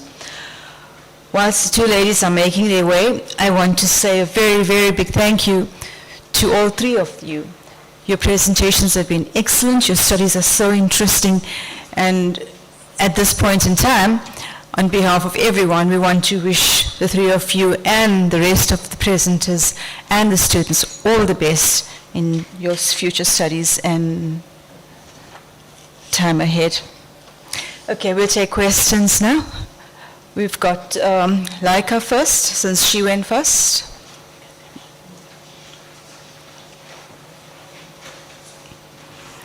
I know it's nearly lunchtime, but you cannot leave if you don't ask a question. Prof. Bana, yes? So thanks very much. The session was designed in a way, of course it feeds into the earlier sessions as well, where the focus on sexuality, gender, femininity and masculinity suggests that we need to do something. And in many of you, your implications were working with teachers, working with gender norms, working with men and boys.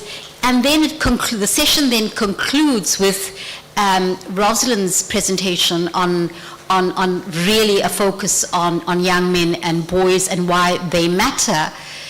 And of course, where the offline, through your work, and the online seem to integrate in relation to hegemonic versions of masculinity.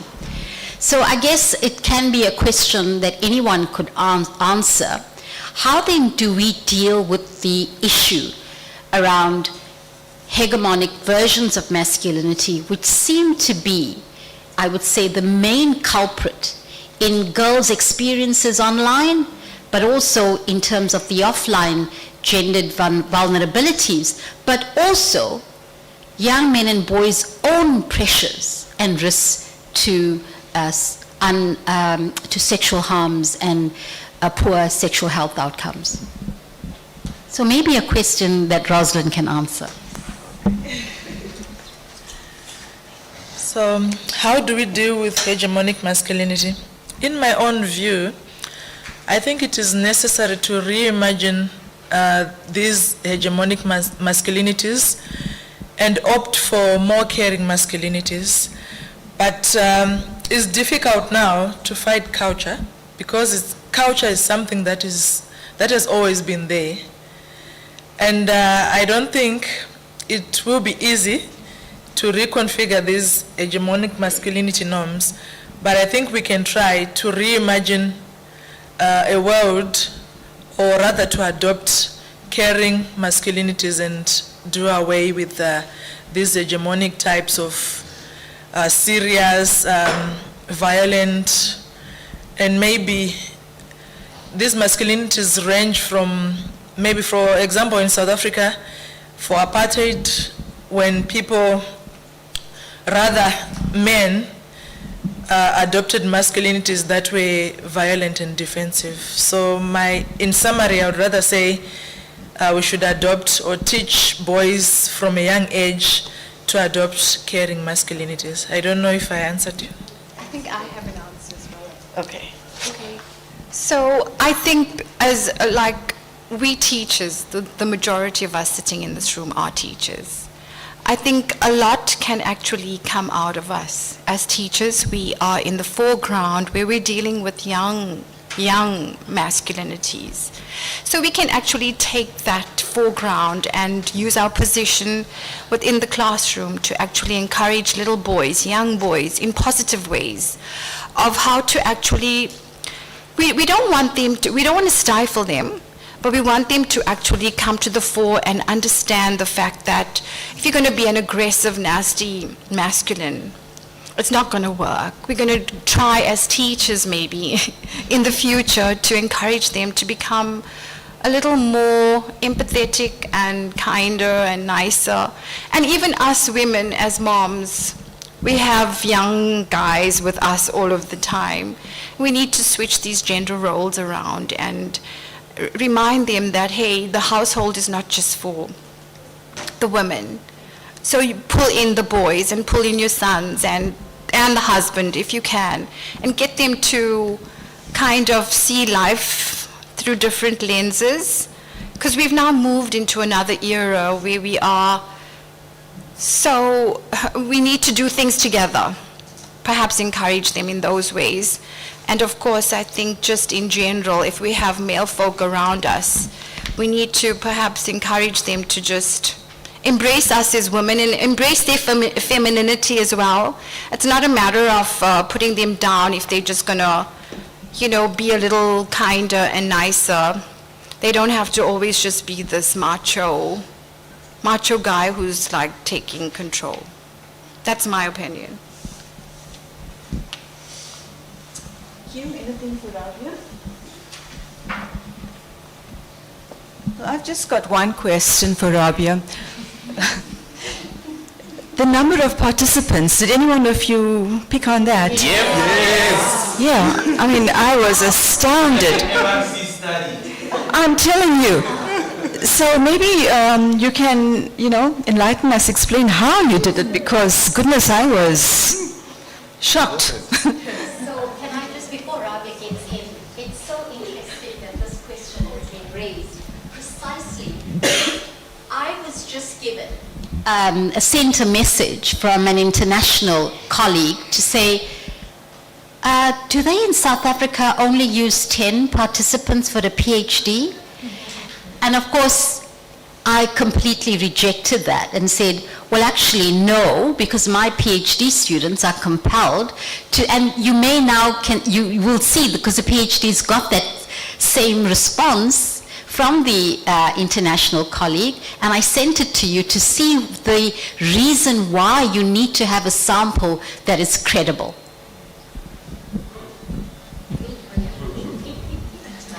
So to answer the question about the participants, I was a teacher at the school that was being studied, and I conducted the interviews and focus groups over 3 years. So then I had a lot of time to actually do it. So that's why.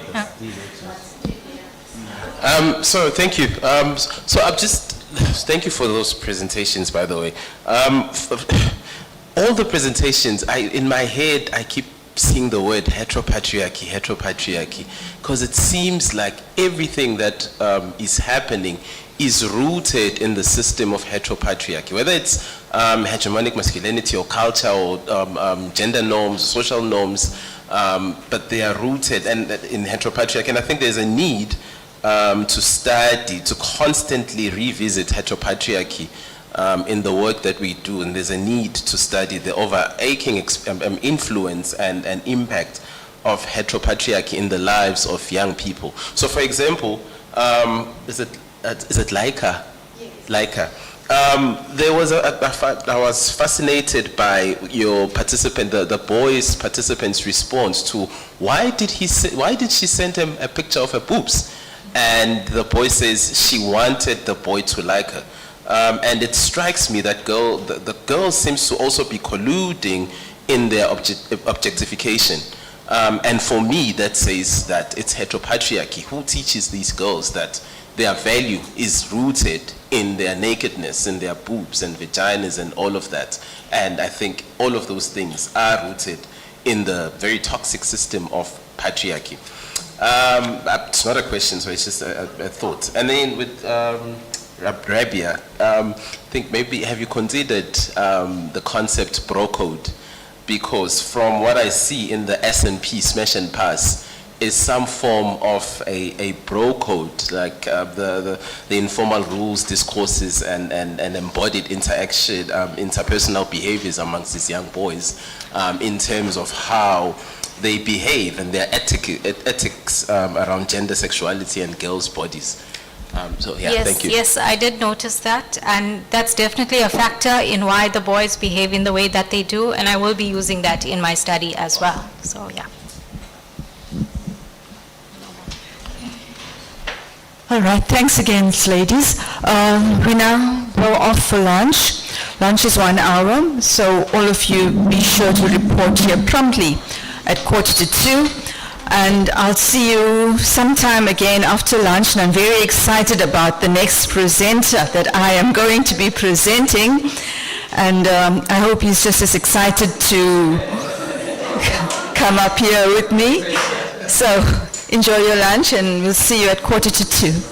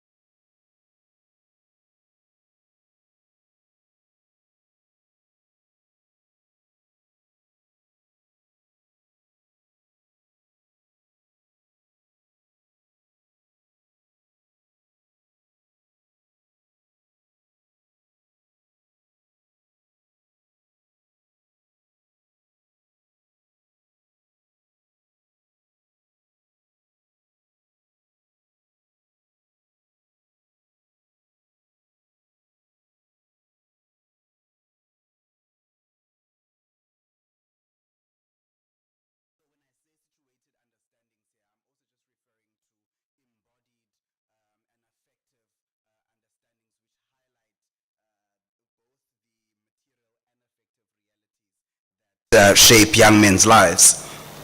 And then in approaching pornography,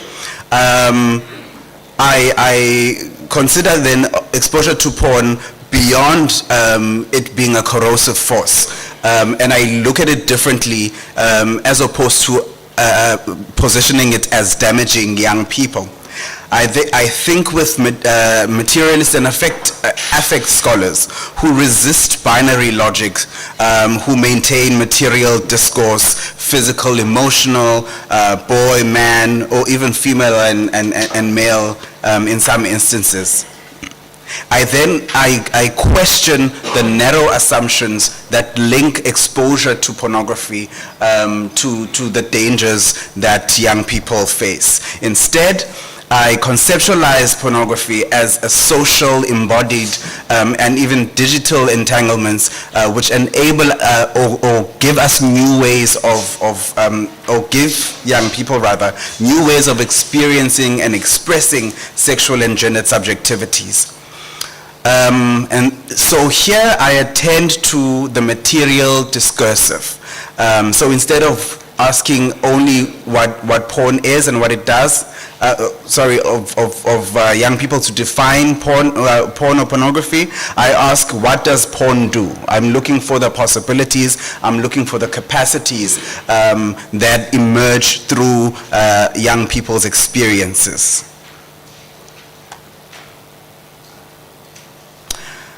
As mentioned earlier, so for this particular paper, I'm focusing on a focus group, but this comes from a broader study. So here I'm trying to analyze a focus group discussion in which the topic of pornography emerged, and here it was entangled within the young men's heterosexual subjectivities. I also think here with Fox and Bale, who speak about research assemblages, and when they speak about research assemblages, they are also calling our attention to our own positionality as researchers, in not just looking at the research setting or the research encounter as separate from the work we're doing. And so this particular instance or encounter was especially important or significant in how the young men were speaking about pornography and what they were suggesting it does in their own lives, in their own bodies, and in their lived realities. Importantly though, I hope to then demonstrate that these narratives about pornography show us different views or different perspectives about the lives of young men. We start to see the contestations, we start to see the complexities of being young black men as the following conversations will demonstrate. So I've separated the data here into 3 segments. And I'm just going to speak to some of the relations and the possibilities that I think emerge in each instance. So in the first segment, I've just also gone and highlighted the aspects that I think are important. So in the first segment, when we're speaking about, so here we had been speaking about just being young men in the township, and they were trying to explain then their daily lived experiences. So the first instance, or this relation or discourse of being umjida, for me speaks to this idea of a township masculinity. So the study was also done in the Inc. area in Andantuzuma Kwamashu, for those who don't know, but particularly with this group of young men, they were based in Nduzuma, right? And over time, throughout my study, there had been some fights between groups of participants. So it was also quite significant to speak about being umjida in a particular setting, in a particular situated instance. And so here they speak about umjida being going after young women, not running away from the opportunity to be with a young woman. So all of these ideas, surface ideas around sexual prowess and always going or being an active male within the being being heterosexually active and ensuring that one goes for being with a young woman. However, then this idea of, they further then speak about not being salty. In isiZulu they spoke about umuntu onosawoti. So this idea that you don't, when a guy is not having sex or is not pursuing a young woman. So all of these discourses in this particular instance seem to limit possibilities for young men to act in different ways. They make us understand that masculinity should show up in a different way. However, as this conversation is happening, Jabu then surfaces a different embodiment and a different idea. So he speaks against, or he starts to contest this idea around always being heterosexually active, and in particular ways, where he speaks about looking like a fool when you have to ask your friends about how to seduce and how to approach young women, and about and then also speaks about being a certain age. I think here I especially skipped this idea of masturbation, which came in relation to pornography. So here they were also denigrating young men who would masturbate and use pornography instead of actually going for the real thing. So with Jabu here saying he doesn't know how to seduce, or suggesting that he's not sure how to seduce, and he's not wanting to feel like a fool, especially at that age, it starts to show how masculinity is not always one thing, or even within a group of friends, they are not demonstrating or performing masculinity in the same way. So for me, this was also important because we might start to see how even within this one group, there are contrasting performances of masculinity. So we cannot assume that even within that one setting, there's a particular form of township masculinity. So for me, this makes the focus group as a research encounter compelling to further explore. This is the second segment. So again, this focus group encounter is carrying on as is. And here they then start to speak about how sex here is something you should just know. Sex is something that you shouldn't think about. The moment you grow up as a young man, you should just get to a point where you start to understand and start to enact. And they even then speak about the ideas where it's because some young men are not acting on or are not sexually active in time that it makes them to start to do other bad things.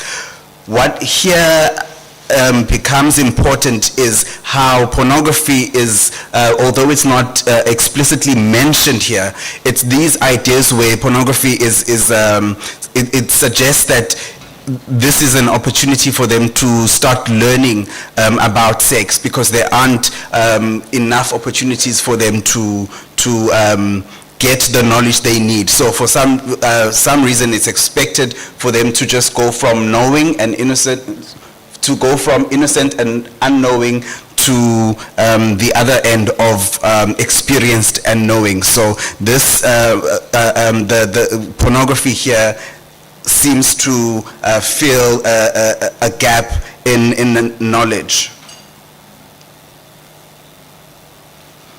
And then with the third segment, so this happened when I then said, how do we then understand? How do we know about pornography? How do we know about sex? So pornography here is mentioned explicitly. And they speak about the ways that it teaches us. So it doesn't just teach us, but it teaches us styles. So this is another idea here that for young men, it's not just about it's not just about the sexual act,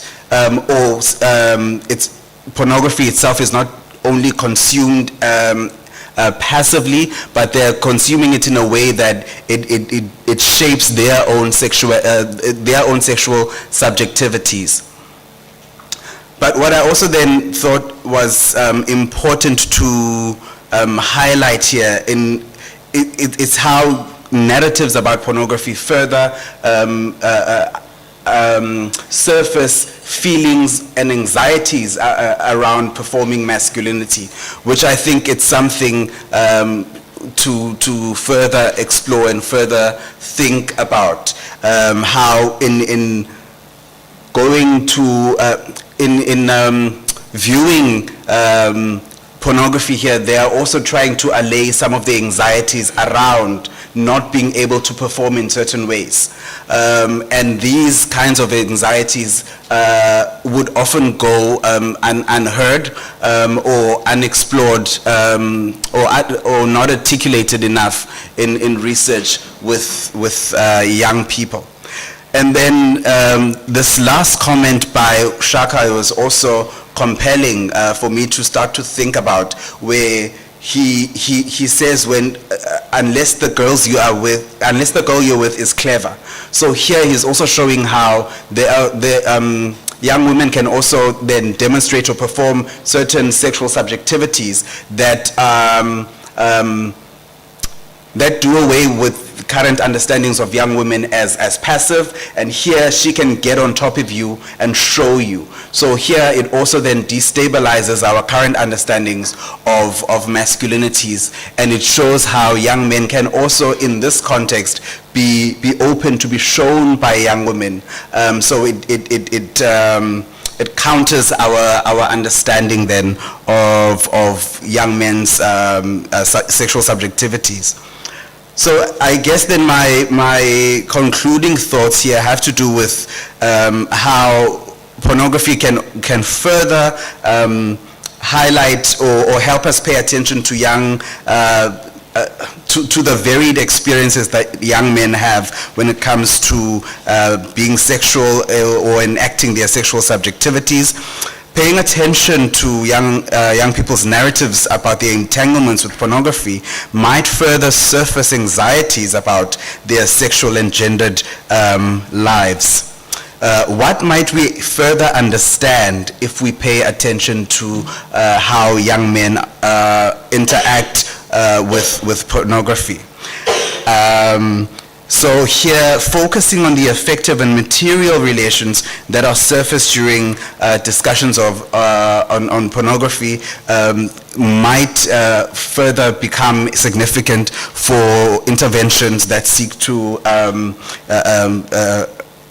advance policies for comprehensive sexuality education. Yeah, thank you. I'll end there.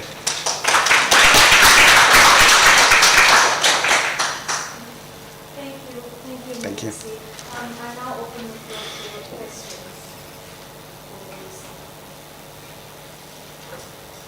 I think just a comment from me. Sorry, somebody else. Just a comment from me. I found it really fascinating, the extent, the way in which masturbation versus actual sex was also a means through which masculinity as hierarchical was structured. And so I really made a note of how that in itself was the extent to which penile heterosexual activities is now the ultimate. Yeah.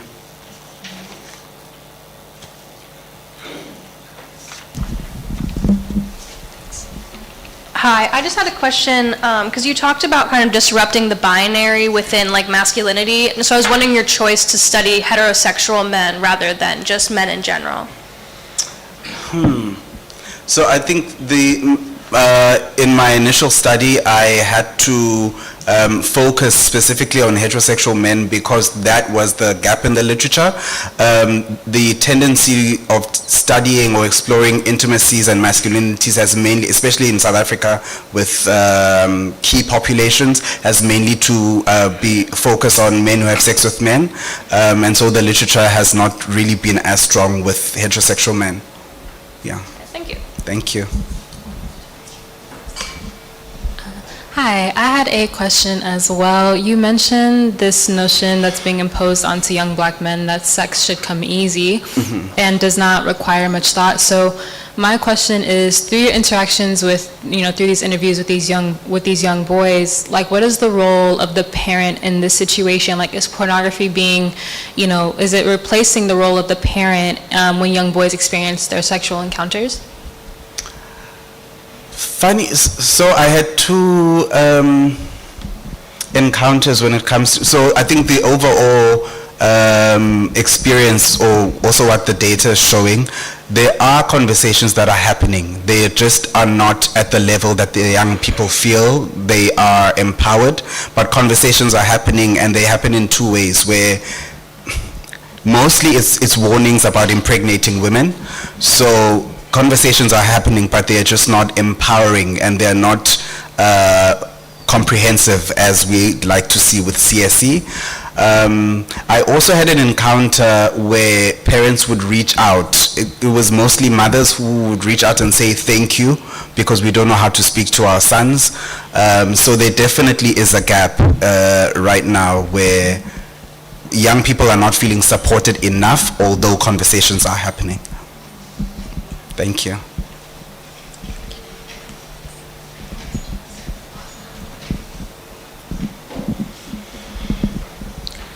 Hi everyone. Njani? Thank you so much for that.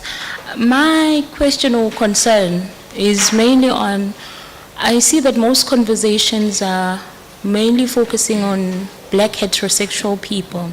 So is the gap mainly surrounding the black culture, or is the epidemic or the problems mainly in the black culture only? Because as I'm looking through most of the studies, they are not focusing mostly on the other cultures. So can you please school me on that one? Thank you. Thank you. And I think that's an important question. So I'm not going to school you on it, but I'll give my perspective, right? So the reason why I am focusing on young black men, I come from KwaMashu. The research and the literature does not speak to the realities of people in KwaMashu. So a lot of it is telling us we are violent, it's telling us we are criminals, it's telling us we are, it's death, it's danger, it's disease, right? So I'm just speaking back to that reality and saying, yes, these things are a reality, however, there's more we can focus on. Perhaps also the other reason why the focus is on black people or realities of black people, I would say it's also with the population, where the predominant population is black, young township in South Africa. Perhaps that's the other one. Thank you. Okay, so I just wanted to say thank you so much. I thought that your study is very interesting, very kind of rich data as well that you have there. Thank you. Just commenting on data, I just noted that one of your participants actually mentioned that porn movies. What's that? That's one. Porn movies teaches us, right? So which means that there is something that they learn, from or through watching, porn movies. I wondered if you could be able to say, like, do you manage perhaps to get, like, what is it exactly that they're able to learn, from porn movies? What does it teach them precisely? I know, like, in our work with Mr. and colleagues, one of the things that the students said was that they learn about genitals, right? They learn about the human body, particularly the genitals. So I'm not sure what is that your participants said that they learn actually from porn. I think I probably need to think about that more. Here, I think my lens was just focusing on how it's helping them flip the gender script, and also just because I also wanted to focus on the intensities on their own bodies and how porn seems to enable them to enact new things. So I guess I just highlighted the reversal of the roles physically, but I think there's something there that I should go back to. Like I'm saying, it's a work in progress, so I'm glad to hear that. Thank you. So I'm really struck by the previous speaker's recognition of the major gaps in this country around researching sexualities, childhood sexualities. Well, I guess it's not only childhood sexualities, but the recognition that gender and sexuality more broadly becomes the discourse of danger, as you rightfully stated, damage and death. And that narrative is superimposed on the black majority, especially those living in poverty and in the township. Your response was excellent. Yes, black people in this country are in the majority, but that does not mean that because of the majority focus, that the research should not happen in other sectors of society. The effect of what goes on in gender and sexuality research is that a dominant narrative now pervades that it is black men in particular who are sexual predators, and it is black women in particular who are suffering from sexualities. And so what this work, or what we're trying to do in this research, is also to change that narrative. And you would have seen that many of the students, many of the presenters previous to your presentation, ensured that the racial profile of their participants was mentioned. So in the main, what we find missing is a focus on white, middle class, white privileged context.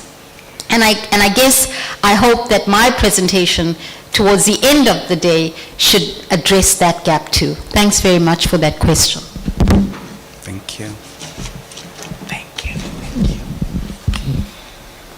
Thank you, Melusi. We now move on to our second presentation, which is titled Young People's Engagement with Digital Porn, Pleasure, Power and Gender Norms by Valerie Reddy from the University of KwaZulu-Natal.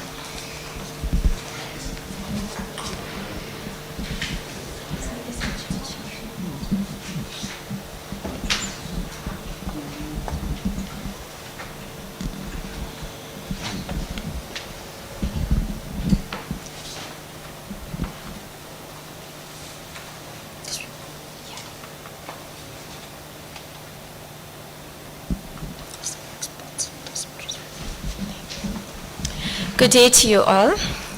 It is of such great honor to be here and to present to you my research study.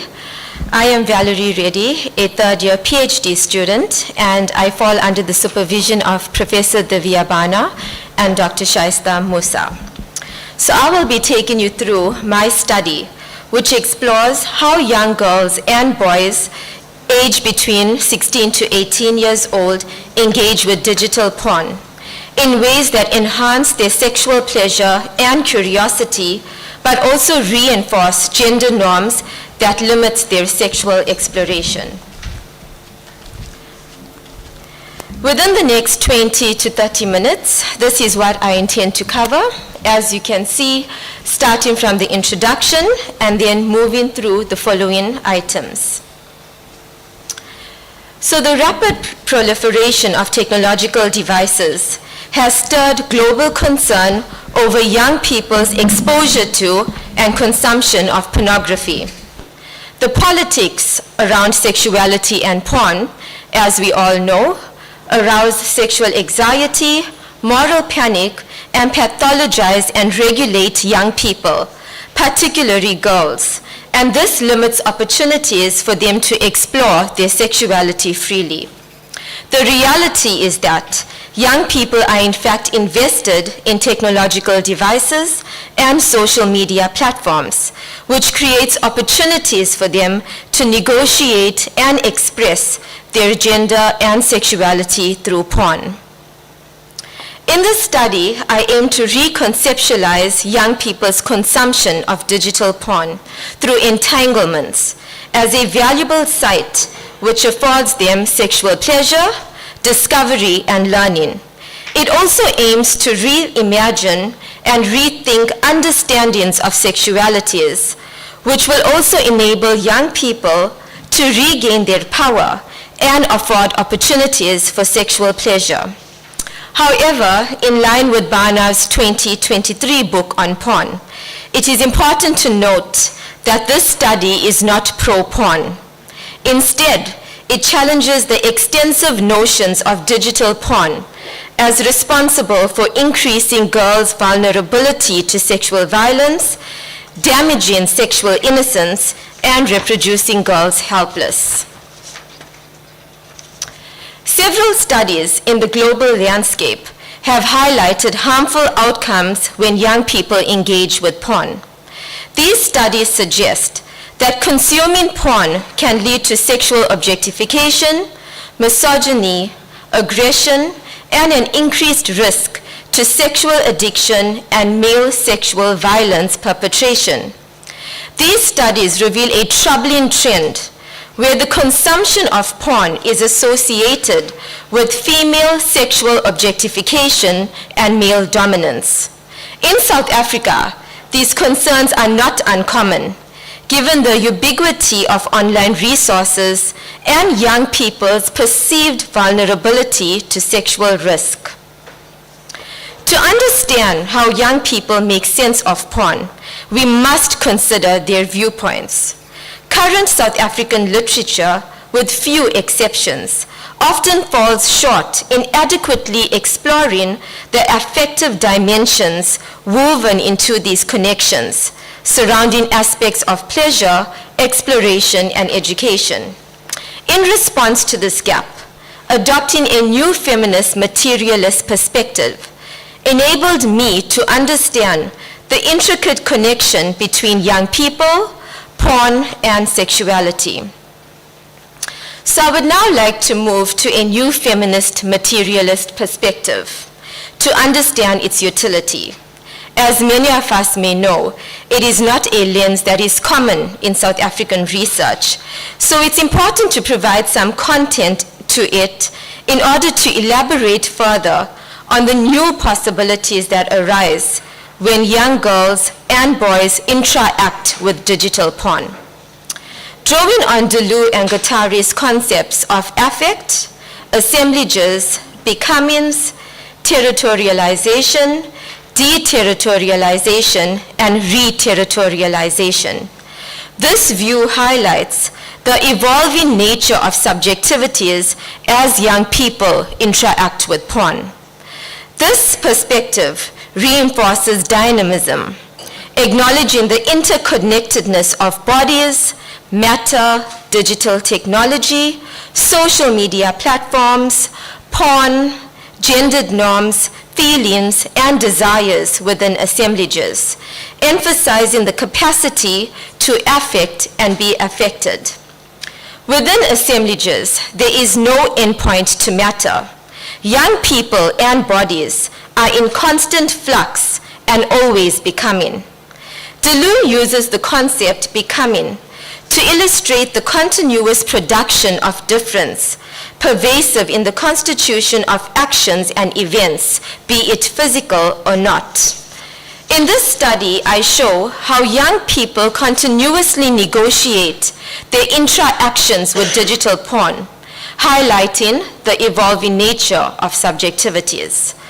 This perspective further highlights that understanding the capacities of matter entails understanding the interactions in assemblages. Barad refers to the concept interactions, emphasizing that bodies come into existence only through their interactions. Delu and Guattari's work on territorialization, deterritorialization, and re-territorialization within assemblages helps to understand how young people's bodies are shaped by their interactions with porn. This study explores how digital porn influences these processes and how external forces can reshape bodies in assemblages, impacting pleasure and desire. So this study adopted a qualitative approach to research. 2 high schools in KwaZulu-Natal province were used. Participants were purposefully selected with a total of 33. Semi-structured individual interviews and focus group discussions were used as my data collection tool. All data was transcribed verbatim and analyzed into themes using thematic analysis. The analysis process focused towards what bodies can do as opposed to what they are, and towards the interactions, the flows, and the processes within assemblages.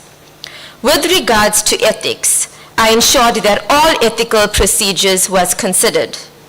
Parent consent forms and learner assent forms were distributed after permission was granted from the University of KwaZulu-Natal and the Department of Education.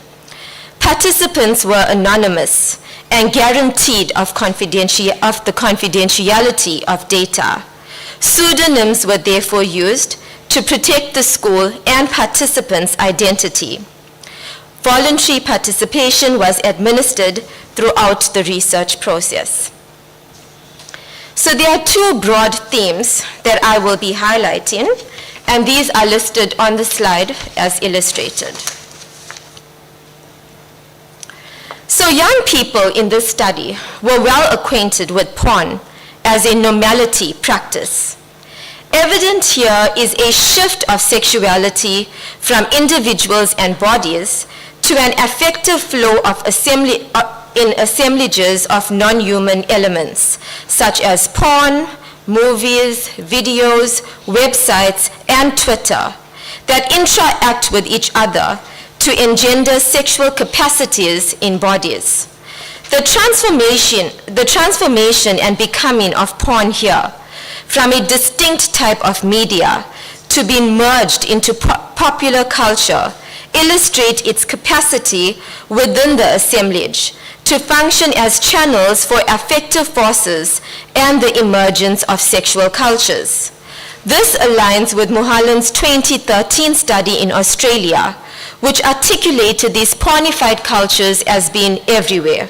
It is normalized, it is part of everyday events and interactions that adults refuse to see, and yet young people live it.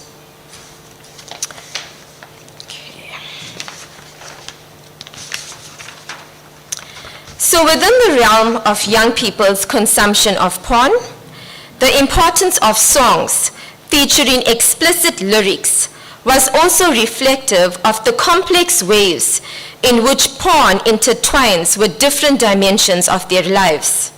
Lucas, for example, distinctly illustrates this phenomenon, where elements of porn were reflected in certain music videos, which he found to be enjoyable as it afforded him opportunities to demonstrate his sexuality freely.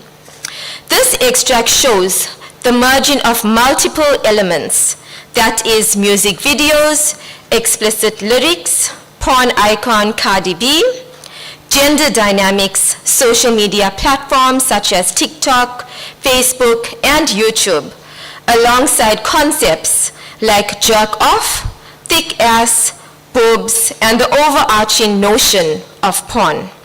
So this complex entanglement of elements forms a complex assemblage that shapes Lucas's pursuit for sexual pleasure, desire, and gratification.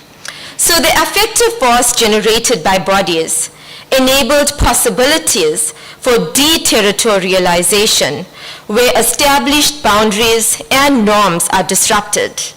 Firstly, Lucas's response highlights the normative notion of porn's appeal for boys and men, disclosing a social construct that shapes his engagement with sexually explicit content.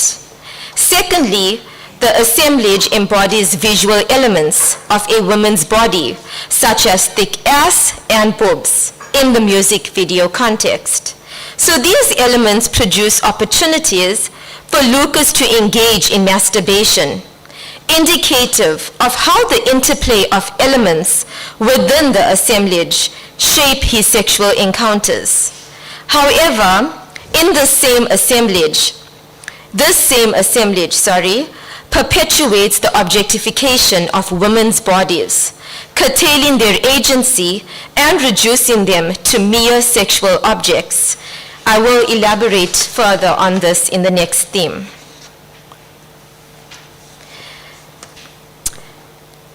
Okay. Although digital porn and masturbation is often by default a problematic practice resulting in moral panic, this study shows a contradiction between adults' desires or innocence and what young people suggest about getting horny and masturbation when consuming digital porn. For example, for several participants, porn was considered a masturbatory aid and an avenue to attain sexual gratification.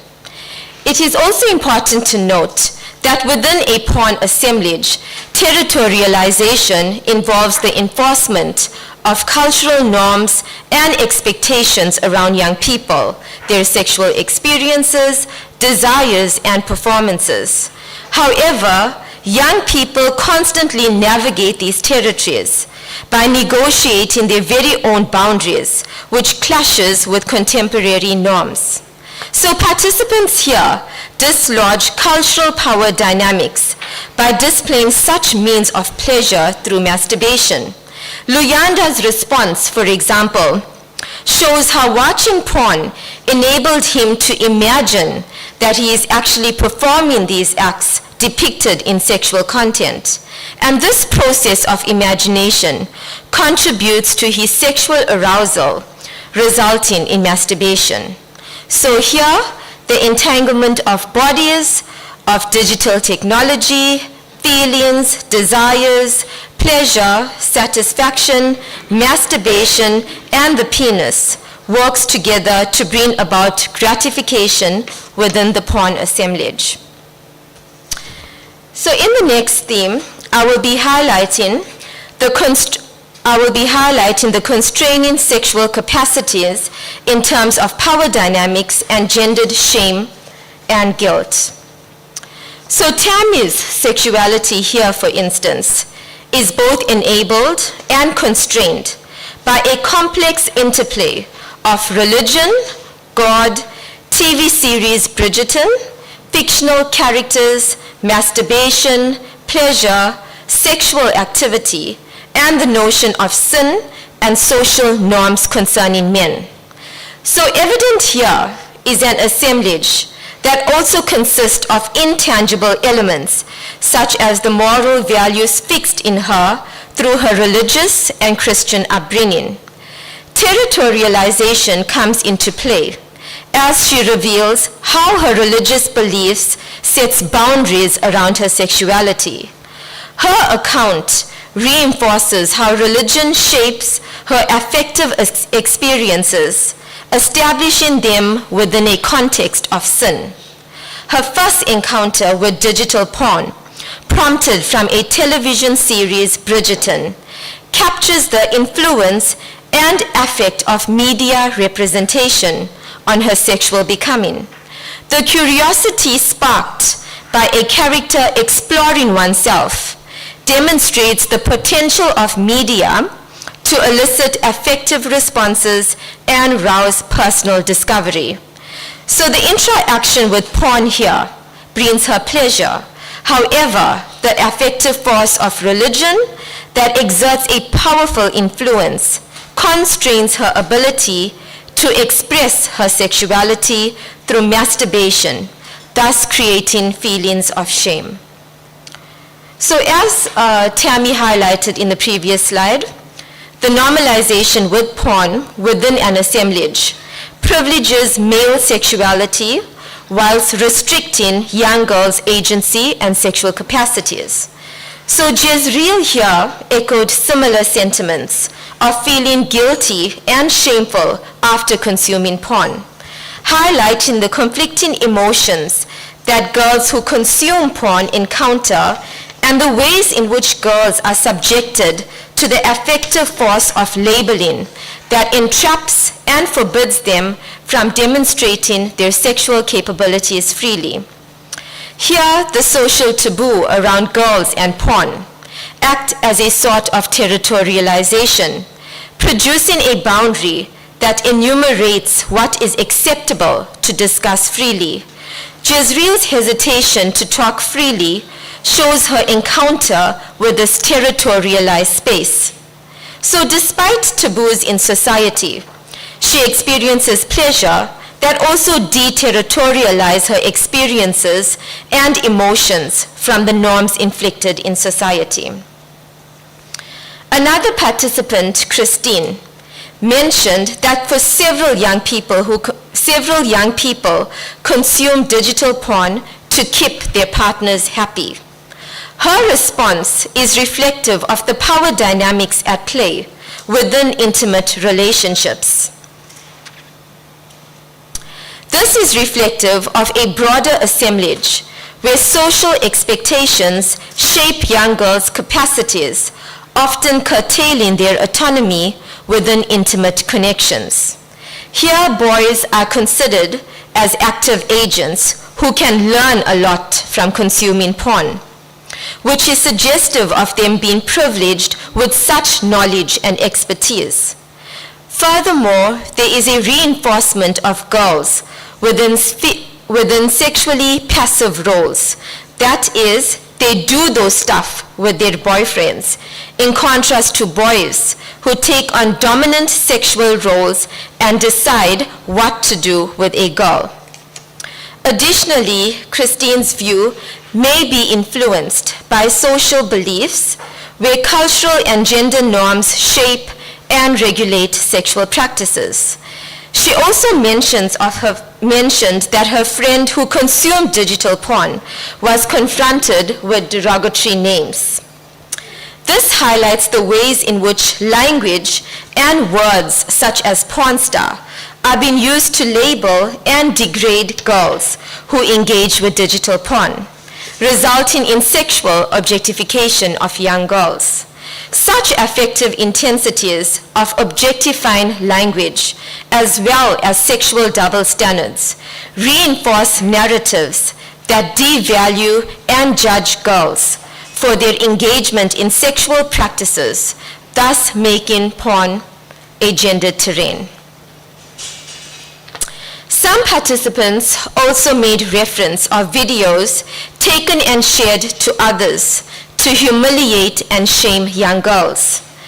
The distribution of video highlights the ways in which social media platforms can intensify and perpetuate harmful actions, resulting in the normalization of violence against young girls. So what is highlighted here is the power dynamics, where the exploitation and objectification of young girls' bodies are not only produced, but also celebrated and consumed. Thus, the entanglement of social norms, power hierarchies, and discursive practices shape the production and reception of sexual content. Furthermore, this video is suggestive of the fetishization and commodification on young girls' bodies, as it is transfigured into sensationalized and consumable material for online users. Such attitudes are indicative of patriarchal ideals and values that normalize the characterization of males as sexually aggressive and violent, while simultaneously re-victimizing female victims. This occurs within an ideology that portrays females as individuals who must always safeguard their bodies from potentially harmful males. This further reinforces females as passive and males as being superior, and the notion that the woman is to blame. So this, in conclusion, the study explores how young people interact with digital porn, examining the intersections of pleasure, power dynamics, social and gender norms in their engagements. It also focuses on the ways in which young people navigate and shape their understandings of sexuality in the digital age. So in order to move forward, there needs to be a shift in how we understand children, childhood and young people, and sexualities. We need to demythologize childhood sexual innocence and the view of women as sexually passive. We need to understand that young people are interacting in a digital age, in contemporary times, and as 21st century young people. Outdated notions of what they can do and the entitlements about what adults feel about what they can do and should do must be brought to an end. So how do we begin to turn this around? Young people are sexual and transformative beings, even though adults may not wish that.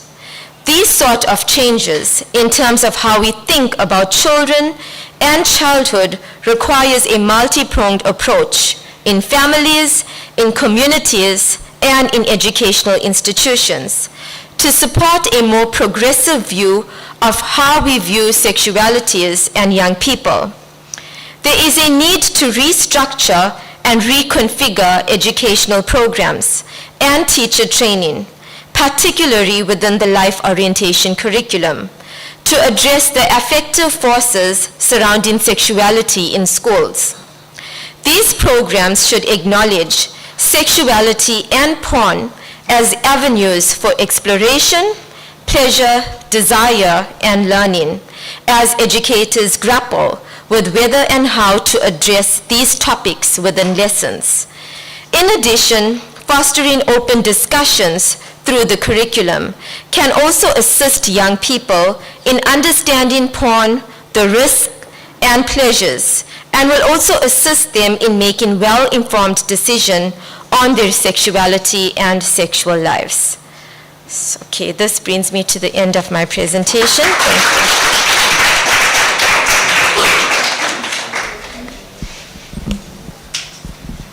Thank you so much, Valerie, for this excellent presentation. We will now take questions.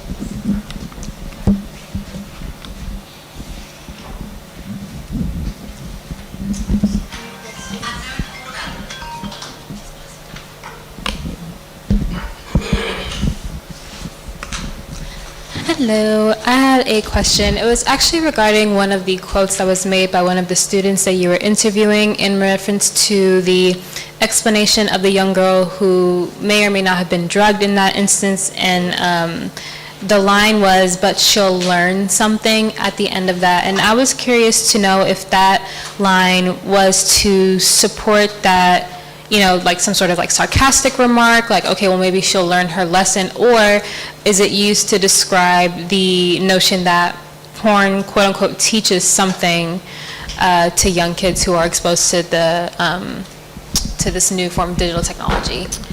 Okay, I view this from a negative stance. So when he said that she will learn something, I think he demonstrated his role, his masculinity role, and the power of men in such cases where girls are to blame.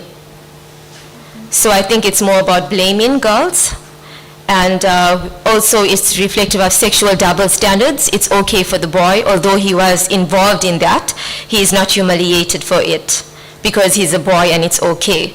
As Professor Emmanuel mentioned, boys can watch porn, but when girls view porn, then it's a big problem.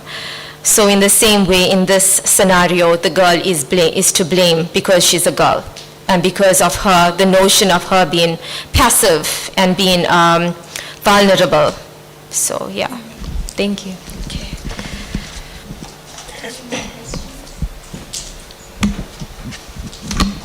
So there's really very graphic discussion about sexuality in your data.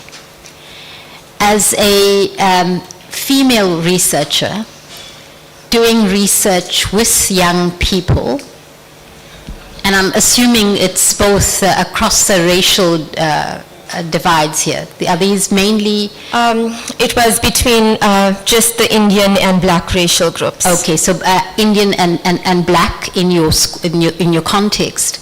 So how did you as a researcher manage to permit, but also how challenging was it?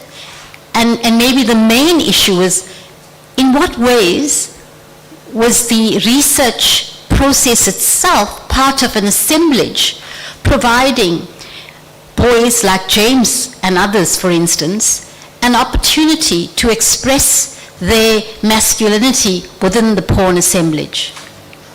Remember, you are the young female researcher, and here you have young men graphically talking about porn, about sex, in ways that challenge researchers, older female with a school-going learner. Okay, so when it comes to participants, initially I had a problem getting participants, but it was based purely on voluntary participation and them being accessible. So one of the research sites in which I conducted research was at a secondary school next to where I taught. So a lot of them knew me because they were in the primary school which I currently teach. And I think because they were provided that platform, because they are not usually given that opportunity to speak out and to express their feelings and what they really think about these stuff, because in the life orientation curriculum, although it does touch on sexuality and porn and all of that, it is usually neglected. So I think because I provided them with this platform, they were excited about it, and they were excited to give their views on porn.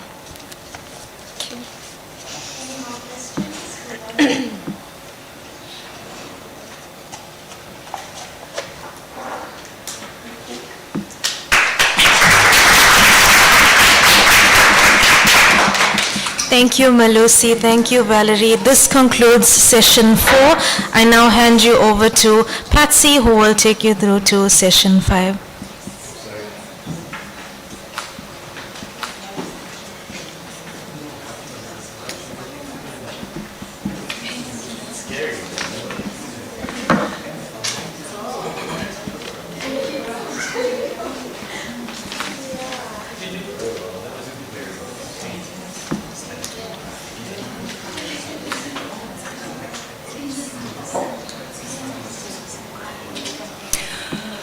Good afternoon once again.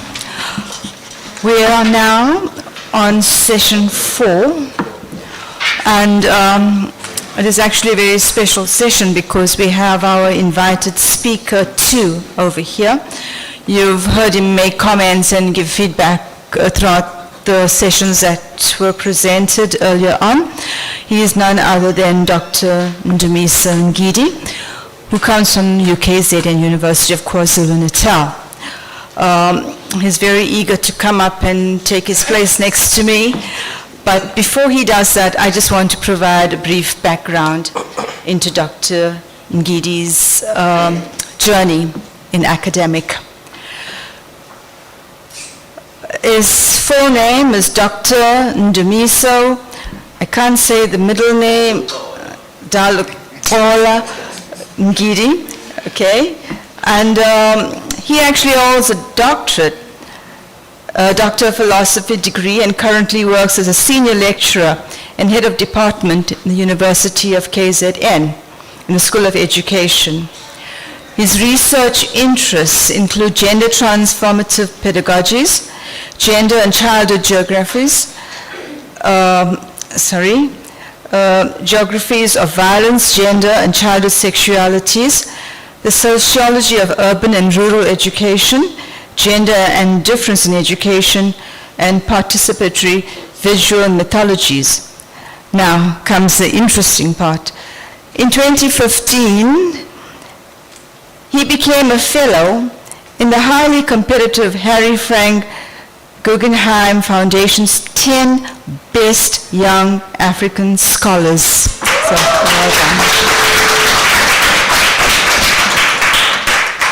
in 2018, Ngidi was selected in the Mail and Guardian 200 Most Influential Young South African Education.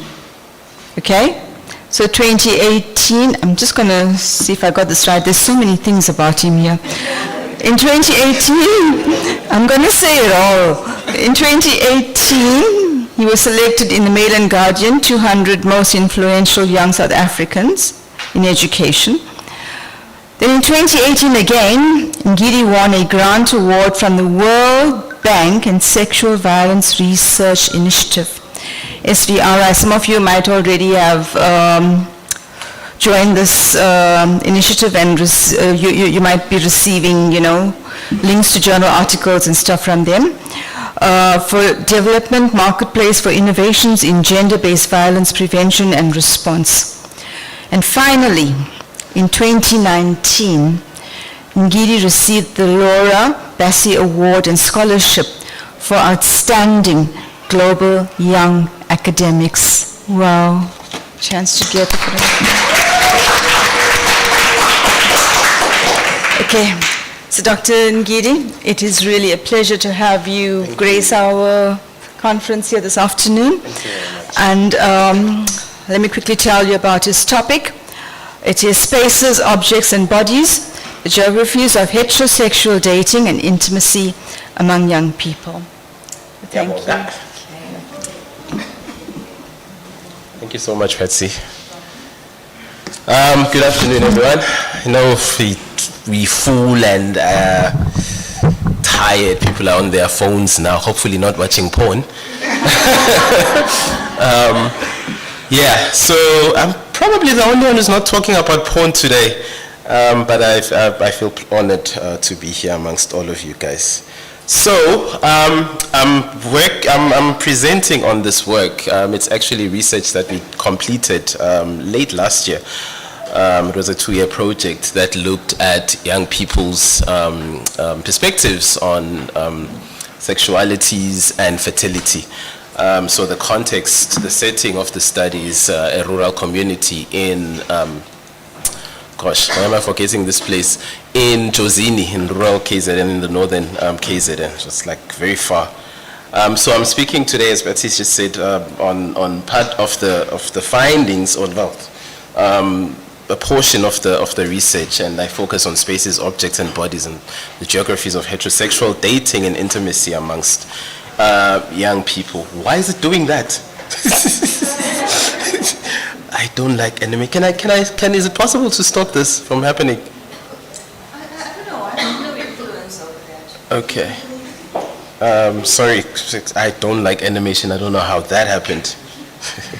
Can I get some help, please? I don't know. Okay. Let me try.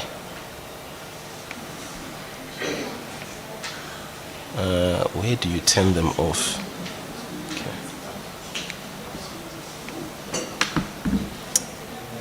It's still happening. It's probably just the first slide. Okay. Anyways, hopefully it's just this slide. Yeah, so this study examines how young people in a rural setting negotiate heterosexual dating and intimacy, and I try to demonstrate how the young people that we interviewed in this community experience dating and intimacy through the embodied assemblages of spaces and objects. As you might have heard, one of my passions is in the field of children's geographies, gender and children's geographies. So the intersection of gender and space as it is experienced by young people and the senses or their understanding of space within the context of gender. So as a way of introduction, I want to cite the words that Ibanati mentioned when we asked her about how young people in this community show love or express love. So she says they take care of each other, they take each other out and make videos where you can see that they are happily in love. They take pictures and post them on social media with captions. It's like love letters, one person describing their love for their partner. It is beautiful. We can see that these two are really in love with each other. And I opened this, the paper, by the way, is under review. I opened this with this excerpt by Ibanati to sort of contrast dominant ideology, there's no animation, dominant ideologies or discourses around young people and dating cultures and intimate cultures, because very little attention has been given to writing positively about young people and their intimate sexual relations, because dominant discourses tend to construct them as incapable of negotiating, dating, and intimate relationships. It's so also what's available in the literature provides a one-dimensional or unidimensional focus which places young sexualities within context of illness, risk, violence. I think a lot of my colleagues who've spoken today have been highlighting the same thing, that when we speak about sexualities amongst young people, we tend to focus on such issues such as violence, risk, poor health outcomes such as unplanned, unintended pregnancies, etc., etc. And in the literature, girls are often constructed as passive, obedient, vulnerable, while boys are often constructed as violent, sexually active, and of course, these studies are important in as far as informing interventions, but they also tend to fall short in fully capturing and addressing the diverse socio-cultural context of adolescent or young people's dating and intimate relationship. And as Ibanati in the previous slide shows, the work that we did in this community suggests that young people's relationships or dating relationships are more complex than we know or acknowledge. While there might be element of risk and harm, but young people also do organize their dating and intimacy around notions of affection, desire, romance, intimacy that in my study I found are often expressed through an assemblage of object spaces and embodiment. And so with this research, I try to move beyond the single story, as Chimamanda Adichie would say, of risk, danger, and vulnerability, and try to show the complexities that are inherent in these dating relationships. So what does the literature say, or what do we know from the literature? Within the context of South Africa, there is very limited research which demonstrates dating relationships among young people as a source of pleasure, amusement, and passing of time. So for example, in studies such as those by Mate, they found that young people speak positively about dating, citing sexual fun, exploration, and freedom. In Eden and colleagues' study, young people spoke about their relationships with an air of positivity, suggesting a sense of fun, the possibility of having consensual sex, being admired by the opposite sex, and of course getting social affirmation. So these studies demonstrate for me how these dating relationships or intimate relationships are not just only about risk and harm and danger, but they can bring an element of pleasure and playfulness and fun. Okay, and of course, as I said earlier, the context of the study is a rural community, and because of that, there is also literature that speaks to dating relationships among young people in rural communities. And what we know is that these relationships are often established following a series of negotiated rituals that starts from ukushela. So ukushela is a Zulu word, basically meaning to propose love or to propose dating. In Western terms, it would be asking somebody out on a date. In Zulu rural culture, ukushela simply means asking somebody out or proposing a dating relationship. And within this context, during this process of ukushela, it is boys who often set the context for dating by approaching the girl, making their intentions known, which might include romance and companionship, but as the data later shows, it might include many other things. And I must also add that ukushela is then, okay, so start with ukushela. What then happens is that the girl will either accept or reject the proposal. And if they accept the proposal, it's something we call ukuqoma. And the context of ukuqoma has really changed. So previously, ukuqoma meant that both the families of the boy and the girl, the lady or the gentleman, acknowledged the relationship, often formalized through negotiation between the families and the payment of ilobol. In modern contemporary communities, ukuqoma simply means that the girl accepts the boy's proposal. So he accepts that they are going to be dating, they are going to be known as a couple, and so the two set out the dynamics of their relationship. And then this stage then leads to ukujola. So after ukuqoma, they start the process of ukujola. Ukujola means dating in isiZulu.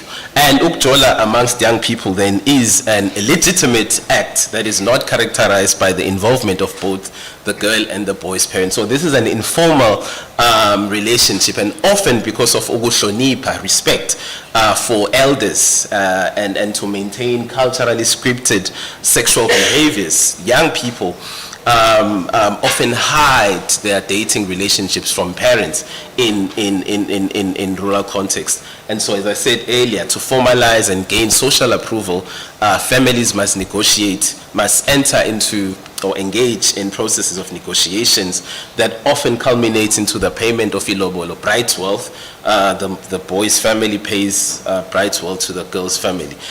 So all the studies that I've reviewed speak about the same thing, that the process from ukushela, proposal, to ukujola, dating, is speckled with gendered stereotypes or stereotypical dynamics and heterosexual rituals that draw on hegemonic cultural norms that are entangled with traditional gender norms. So they also, young people also have to hide their dating from adults. But the reality is that dating relationships amongst young people do exist, and they are organized, negotiated, and forged through the enmeshment of available entities, as I will show in the process of this presentation.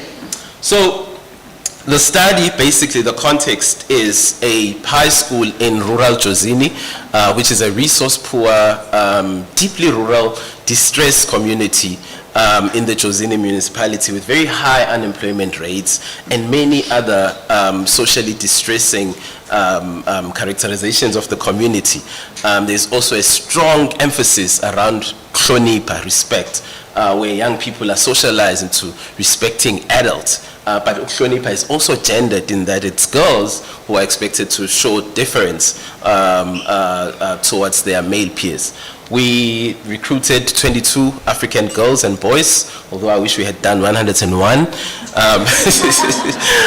aged 18 and 19. So these were like children who are exiting, not even children, young people who are exiting adolescence. So we're in grade 12. And we recruited them in a life orientation class, and the criteria was that they were supposed to be interested in issues around adolescent sexuality and fertility, but they were also supposed to be keen on sharing their perspectives and willingness to use participatory visual methodologies. Now, Patty said when she was introducing me that I'm interested, one of my interests is participatory visual methodologies, and so it's what I use the most when I want to engage young people through very difficult topics. And so for this study, I use participatory drawing, simply asking people to draw their perspective of an issue or a subject, self-films and focus groups. But the data that I'm presenting today, as I've highlighted in red, comes from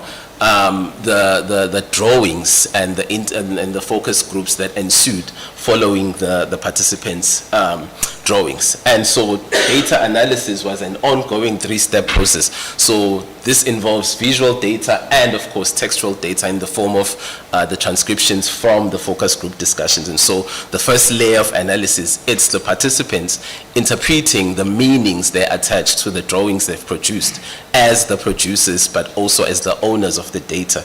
And then the second is that we come together in the form of a focus group to probe further around their drawings and to get extra inputs and insights about the data. And of course, the last one involved me doing a thematic analysis of all the data that we've produced. So I'll skip right to the findings.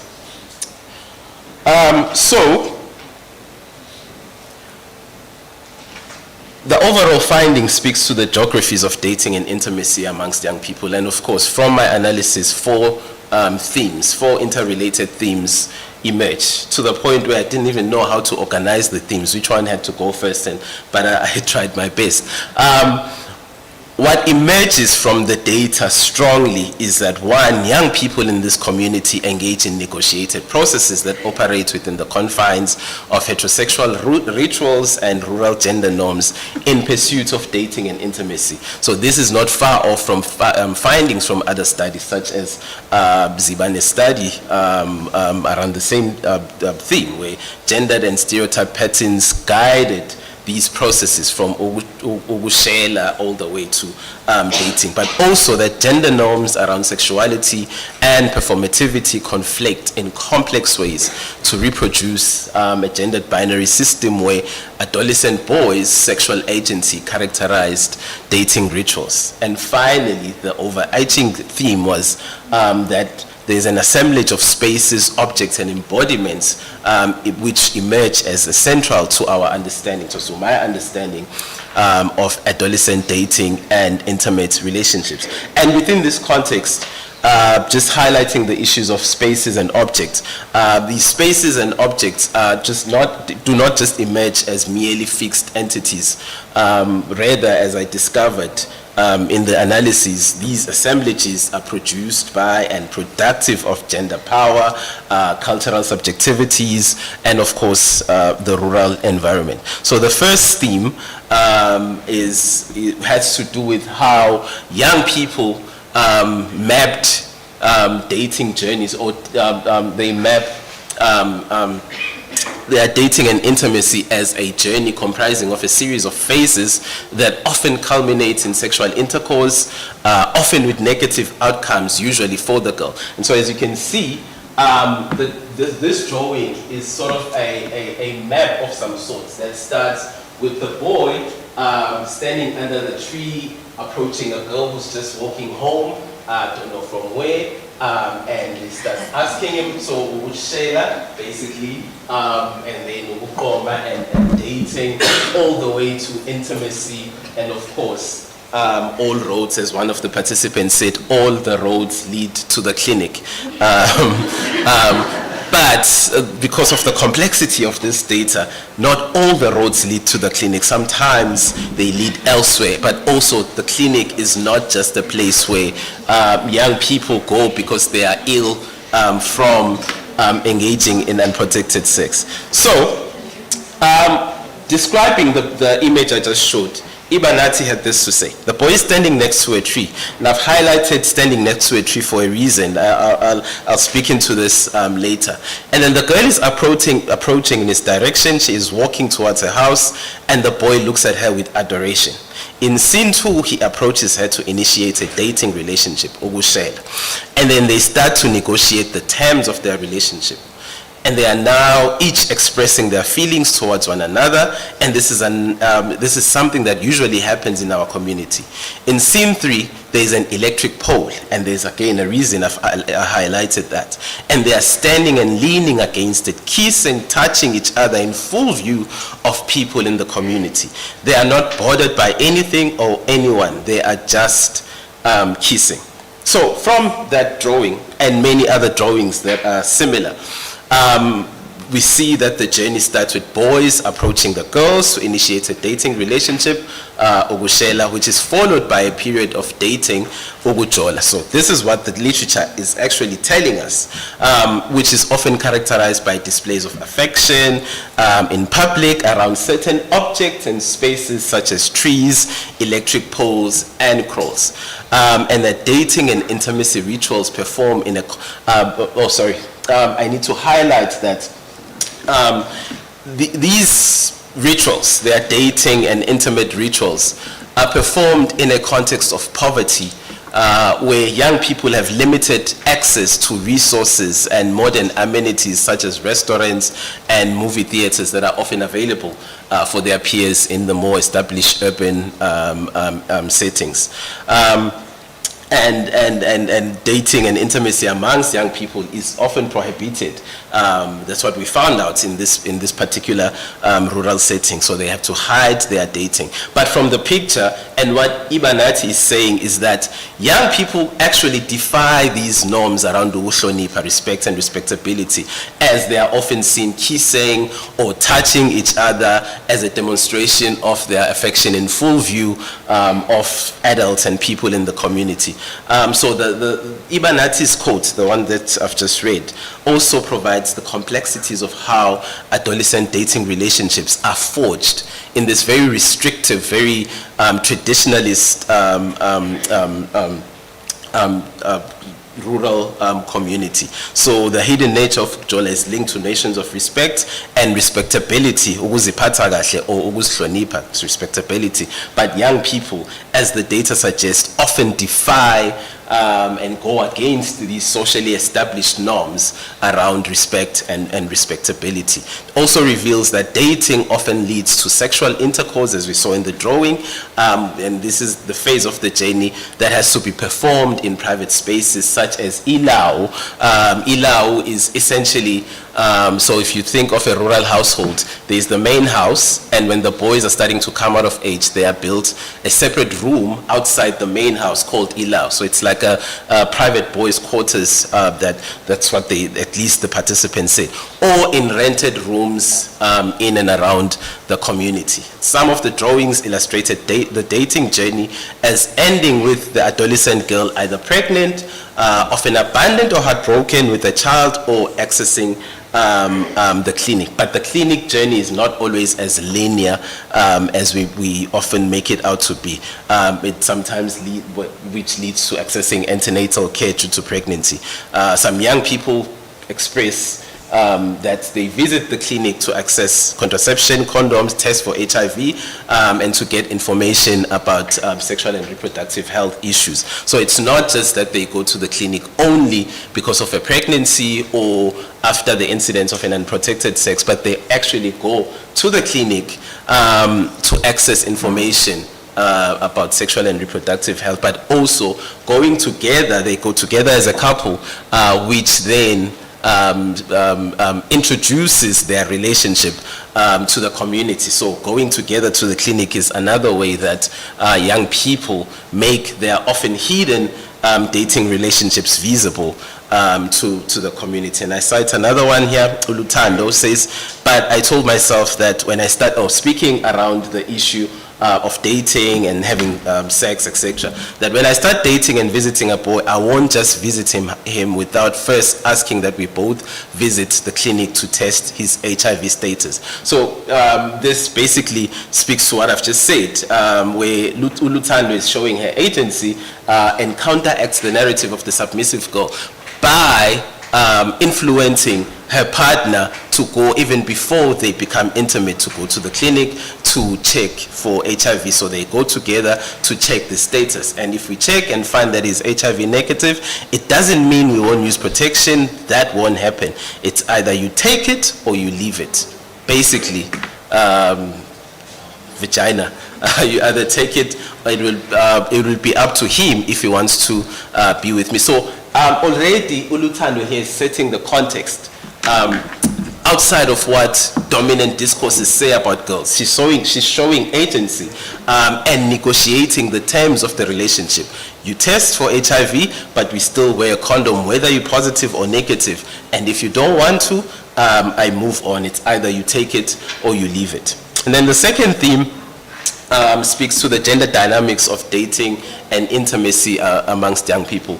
And the drawings here show this journey as complex, often involving negotiated processes that defy our common understandings and expectations around adolescent sexualities. So first, the participants were cognizant of the social, cultural, and economic norms that govern and limit their dating. So they knew very well that they were limited in terms of expressing or performing their dating and intimate cultures.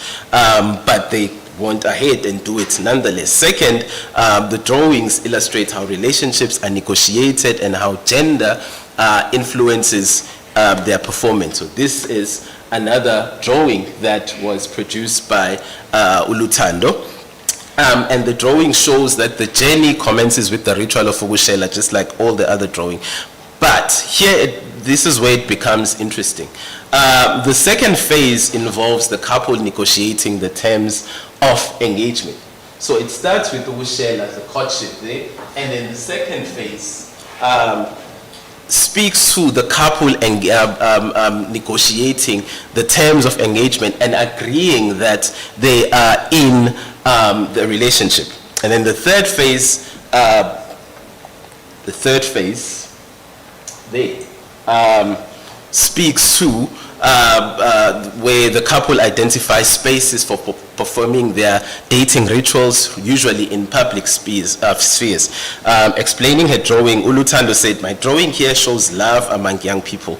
Adolescents start with ukushela and then move on to formalizing their relationships." Okay. I want to swiftly move to the next slide because this also then adds a layer of complication to what we know about the process of ukushela. So literature tells us, and this data tells us, that it is boys who approach girls during ukushela. That we probably know. Some of the drawings suggest that what follows, but some of the drawings that come suggest that what follows is a negotiated process where both the girl and the boy express their feelings towards one another. And I want to quote again here Uluthando, who continues to say, speaking about her drawing, "Here in scene 2, uyamshela," so the boy is proposing a relationship, and sebeyashelana. Sebeyashelana meaning it's not just the boy who actually what the boy does initiate the ukushela. The bayashelana meaning that they are both now negotiating the terms of the relationship. They each express their feelings for one another, and this is something that is usually happening in our community. So dominant discourses from South Africa often tell us that girls are naive, passive, and submissive to boys' actions around sexuality. But here, dating emerges as a negotiated encounter where boys approach the girl and propose a relationship, and girls extend their agency by engaging boys beyond simple narratives of just accepting or rejecting the proposal without question. Here we see that sebeyashelana, meaning that the girls are active. They also share the expectations of the relationship and what they want from the relationship, which highlights girls' agency in asserting their voice during ukushela. So sebeyashelana implies that girls are neither passive nor timid in their dating pursuits with girls, and they do not merely and unquestioningly acquiesce to masculinity, but they enter into a negotiated process during ukushela, which contests norms of male domination and authority. Okay, and then the third theme speaks to spaces, objects, and bodies in young people's dating and intimate relationships. So, from the analysis, dating and intimacy are negotiated and performed through an embodiment of an interaction, embodied interactions in and with spaces and objects. So participants in the study understood how certain spaces and objects were useful in influencing their dating and intimate interactions. This sort of reminds me of when I was growing up in the township. The same things used to happen. This was before the days of social media, etc. So they engage in public displays of affection by using public spaces and objects to actively shape and reshape local understandings of adolescent dating and intimate relationships. And the drawings show young people standing under trees. So all the drawings showed young people standing under the trees on the side of the roads near electric poles as public performances of their dating. So trees here, electric poles, crawls, roads in this context are emerging as important symbolic interaction entities that are turned into symbols in the reconstruction of legitimate dating. So here's one example of a drawing that had trees and young people displaying their love and affection for one another under the tree, a drawing by Amahle. And when I encountered about this, this exchange ensued. So I said, there's something important about these trees, hey? And Amahle says, indeed, it's a very big issue in our community. Young people date under trees, and this is what I'm talking about when I speak of objects of dating and intimacy. Ulutando adds on and says, young people in this community, when they date, they have not dated well enough if we haven't seen them standing under trees or near electric poles or in kraals to show us that they are now officially dating.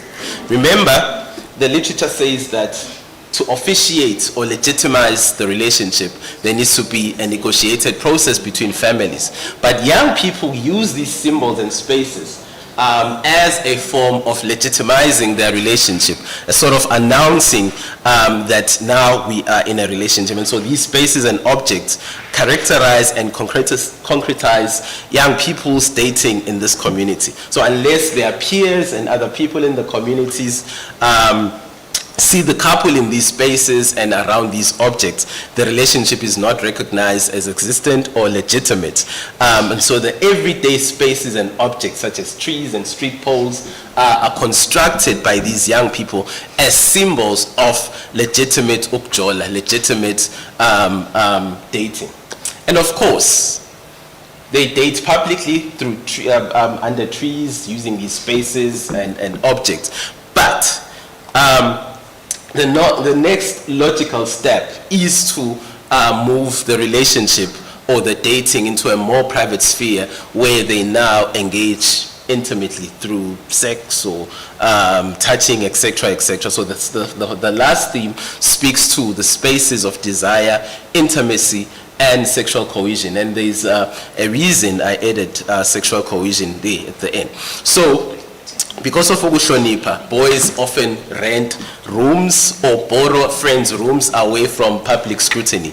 Again, it is boys now who, once they want to engage in intimacy, sexual intimacy in particular, who has to go through the labor of finding a private space, either through renting a room or borrowing a room from a friend, which is away from public scrutiny. And this speaks to male provider norms, where boys take the gendered provider role, often without an income, by looking for a suitable space or affordable space that they can use privately as a space for desire and intimacy. And this is the conversation that ensued. So what about those who are in a dating relationship but do not have the opportunity of getting to know, of getting invited into these rooms? How do they express their feelings and engage in sex?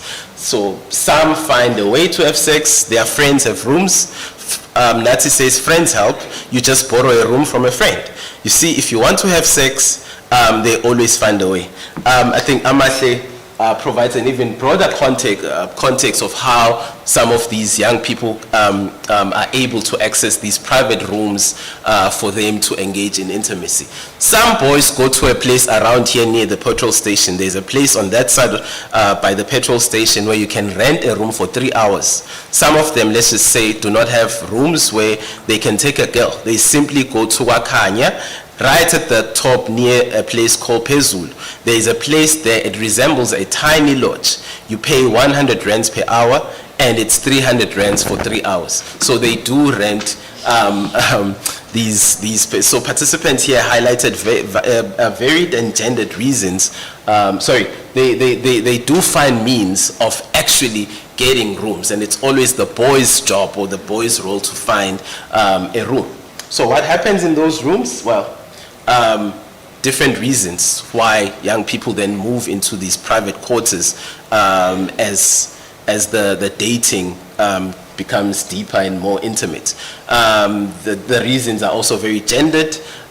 So for example, for the boys, the reasons were dominated by their desire for sex. So Mtogo, for example, says, to be honest, when a guy invites you into their room, whether it is for the first time or he usually invites you, most of the time he just wants to have sex. So a lot of the boys said that when they invite girls into these rooms, they just want to have sex. But for girls, they said they go into these rooms for companionship, to talk, to get to know each other, to express their love. So these reasons are varied and gendered. But there are boys who also contested dominant masculinity, ideas around dominant masculinity. So private spaces for these boys, very few, but they were there. The private spaces facilitated intimacy and connectedness with a partner. So for example, for Mandla, being in a relationship and going into a private room with a girl offered him a companion, a confidant, and someone to lean on, as he says. When you are in a dating relationship with someone, they are the person you have a conversation with, because in Zulu households, it's difficult to approach an adult to converse about some of the things we go through as young people. Zulu adults see that as disrespectful. So sometimes it is beautiful to be in a dating relationship because it helps to have someone to talk to and to confide in, and you go through life difficulties together. And so for him, being in a private space with a girlfriend or a girl offers him a form of companion and somebody he can confide in, which is showcasing an emotional connectedness that we seldom see amongst boys in a number of our studies. Okay, I'm drawing towards the end. Drawings were also dominated by symbols of love and intimacy, such as heart emojis, kisses, etc., etc. But the focus group discussions generated more complex understandings and experiences in the private spaces. So what happens in the private spaces was not really portrayed so outwardly in the drawings, but the focus groups, when we're engaging with the participants in the focus group, there were much more complex understandings and experiences that happen in these private spaces. So Lihle says, a girl visits a boy, the boy then persuades her to have sex, and she agrees. So the findings shows that for there is a form of persuasion that happens in these private spaces. So now there is no room for negotiation. The boy then gets the opportunity to persuade the girl. Often boys interpret girls coming into these private rooms as implied consent to have sex, when it's not always the case. Sometimes girls just go there to spend time with their boyfriends, but for girls that implies consent to have sex. And so in the context of what Lihle is saying, if the girl remains adamant in her refusal to have sex with the boy moves to coercion, often involving threats of terminating the relationship and finding another willing girlfriend. And Busane, boy, agrees to this. He says, when she refuses to have sex with me, she influences me to look for another girl who will agree. And so girls then in these private quarters are often pressured and even coerced into having sex. And so this, for me, this entire study shows the complexities of dating in these relationships amongst young people, dating and intimacy amongst young people. And so some conclusions that I've drawn from this study is that even though dating is taboo and norms and notions of respect and respectability prevail in these communities, young people often find ways through the use of spaces and objects to pursue dating and intimacy. And that dating and intimacy emerges as a gendered endeavor, which is characterized by unequal power dynamics, particularly in the private spaces of the rooms that the boys rent or borrow from friends in order to be intimate with their partners. We see from the onset the creation and acceptance of power differentiations, in the sense that all the participants agreed that it is boys who approach girls and propose relationships, and while girls do engage, while girls do accept or reject the proposal, they do actually engage in a negotiated process. So we see girls' agency in negotiating the terms of the relationship, which in a way contrasts discourses of girls as passive. So the findings point to gendered understanding of intimacy that continue to reproduce inequities in young people's intimacies. So in the private spaces, it's where it becomes much more complicated, in that boys use persuasion, reproducing discourses of gender and power and gender inequalities and power dynamics that is often relegated to young men. And participants in the study, so as a form of a conclusion, understand and construct dating and intimacy as a journey that they show as a complex map from Ugushela to Ugujola to intimacy and sexual intercourse. And the journey often ends largely in private spaces and includes the boy negotiating, persuading, or coercing the girl to having sex, which in turn leads to unwanted or unplanned pregnancy, etc., etc. So this research, what I take from this research is that it shows the fluid, complex, and dynamic nature of power during the negotiation process of the relationship. But it also presents room for us to explore further some opportunities to expand girls' ability to assert themselves and negotiate the terms of the relationship, given that they actually, during Ugushela, girls actually do engage with boys in a process of negotiating the terms of the relationship. So both boys and girls could benefit from Ugushelana, that negotiated process, and sexual negotiation processes that are well informed. And I would like to end there. I hope I made sense.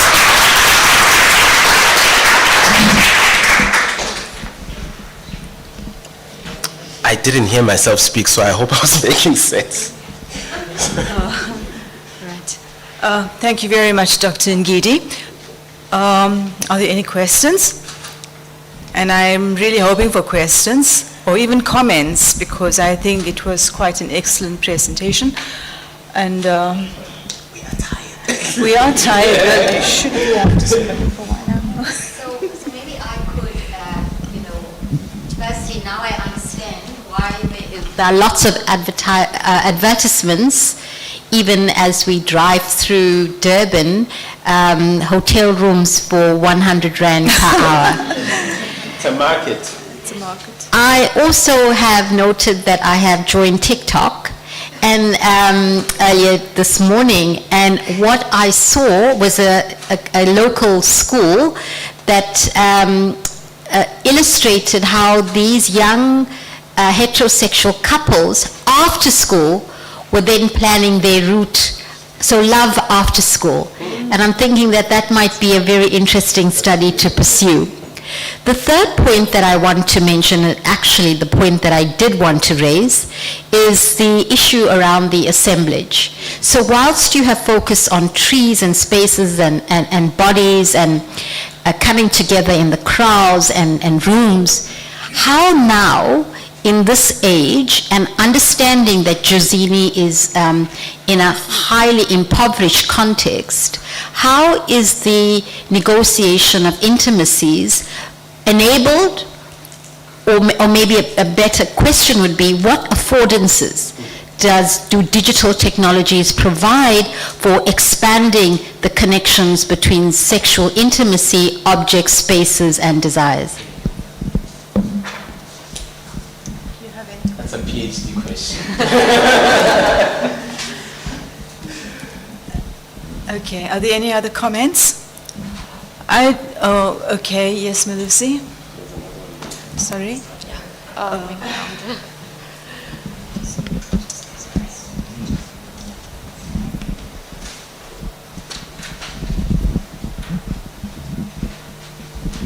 Thank you. Mine is just a reflection on issues of sexual consent. I think there's a thin line between sexual consent and sexual cohesion, where girls or women might feel violated but cannot really describe what happened, if they were violated or not, just because they said yes. Yeah. So this, I also was thinking along the lines of power dynamics in sexual relationships between boys and girls. Because this boy has already has already paid his hard-earned money, and you are in his room. Can you say no after all that effort. So that was just a reflection Yeah. on what you said. Yeah, and maybe what I didn't mention is that what you're saying, actually, the boys did say that if I'm gonna waste my money on you, it means that I'm serious. So this is a serious relation. It's not just casual, and so I have to get something out of it. Yeah. On that one, uthaba sebenzi bayithatha imali. Friends. So friends are a big thing here. But some of them, maybe what I failed to mention at the start is some of them are already living in rented back rooms because their homes are far from the school. So they come to this community for school, and so they still get pocket money from their families, and they save. Actually, they did mention that they save their school lunch money in order to rent rooms at the end of the week. Yeah. Okay. I think I just wanted to, it's two comments, I guess. With the public meetings under the tree, I wondered if they are also somehow connected to the private meetings, right? Almost like the public performances to mark their territory, so that the young women can't then be seen with someone else. I just wondered as you were speaking. And then also just in thinking about how we are also entangled to our environment, it's interesting how, because back then it would have been Emfuleni by the river, or, you know, so as the environment shifts, it goes from more natural spaces for meeting to, you know, the man-made. And I wonder if these intimacies are reflecting that shift over time, how cartographies have shifted. Yeah, thank you.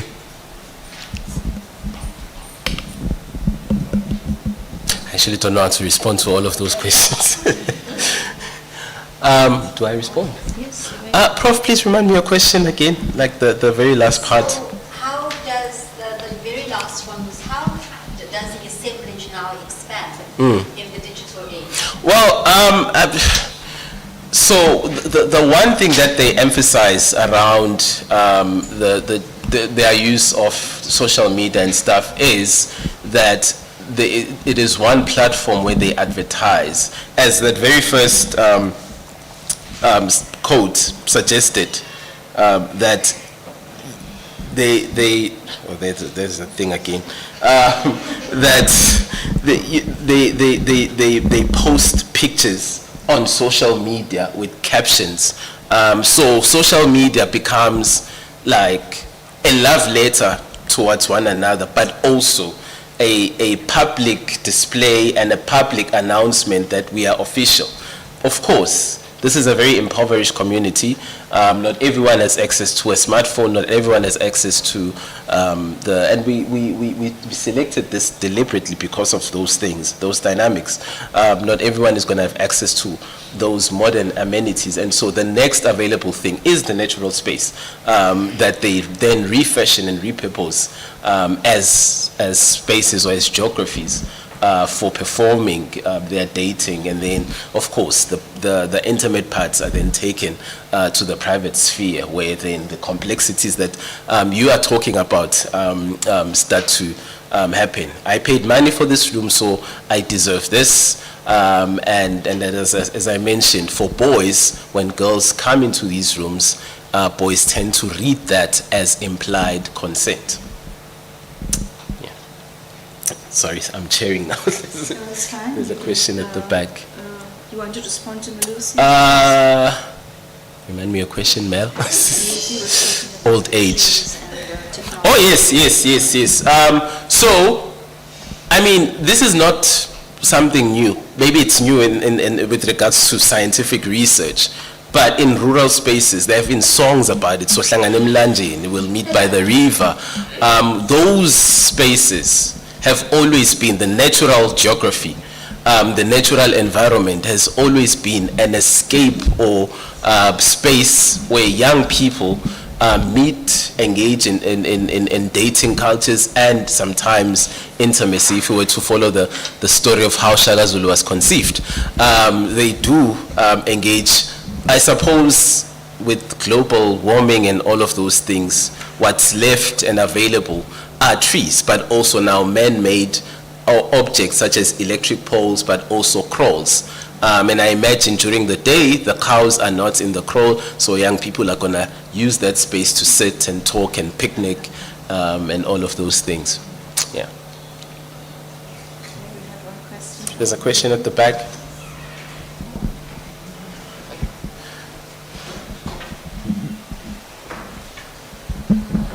Thank you. Can we then say, I don't know if maybe you've mentioned it because I went out to the ladies, can we then say that in your study, or we can find maybe some form of idea as well, Uguti, the process of ukushela, sometimes some of the boys may use it as a way to lure a girl into inviting them into their bed, you know, because they feel like I have no other way, I have no other creativity maybe, so let me ask them out as means of not because I'm in love, but because I just want to have sexual pleasures with the person only, not for love purposes. I don't know that part about the girl just accepting the proposal for the sake of it. For me, it continues the trend of portraying girls as these timid, non-expressive entities who just accept whatever boys brings into the table. From the data we see that actually girls use that opportunity. It might be the only opportunity they have to insert or assert their authority in the relationship, but during Ugushela, that's where they are much more expressive. They, and I made this one point, the second point here, that the third point, this presents us with opportunities to expand girls' abilities to assert themselves. It's during Ugushela when boys approach them and ask them out, where they are able to speak back, to lay down the ground rules for the relationship. But of course, it is a heteropatriarchal society. There are gender norms and dynamics that are involved. And we see these dynamics now largely happening when they move into the private spaces. Yeah. Okay. That's all. Ngiyabonga. Thank you so much. Thank you.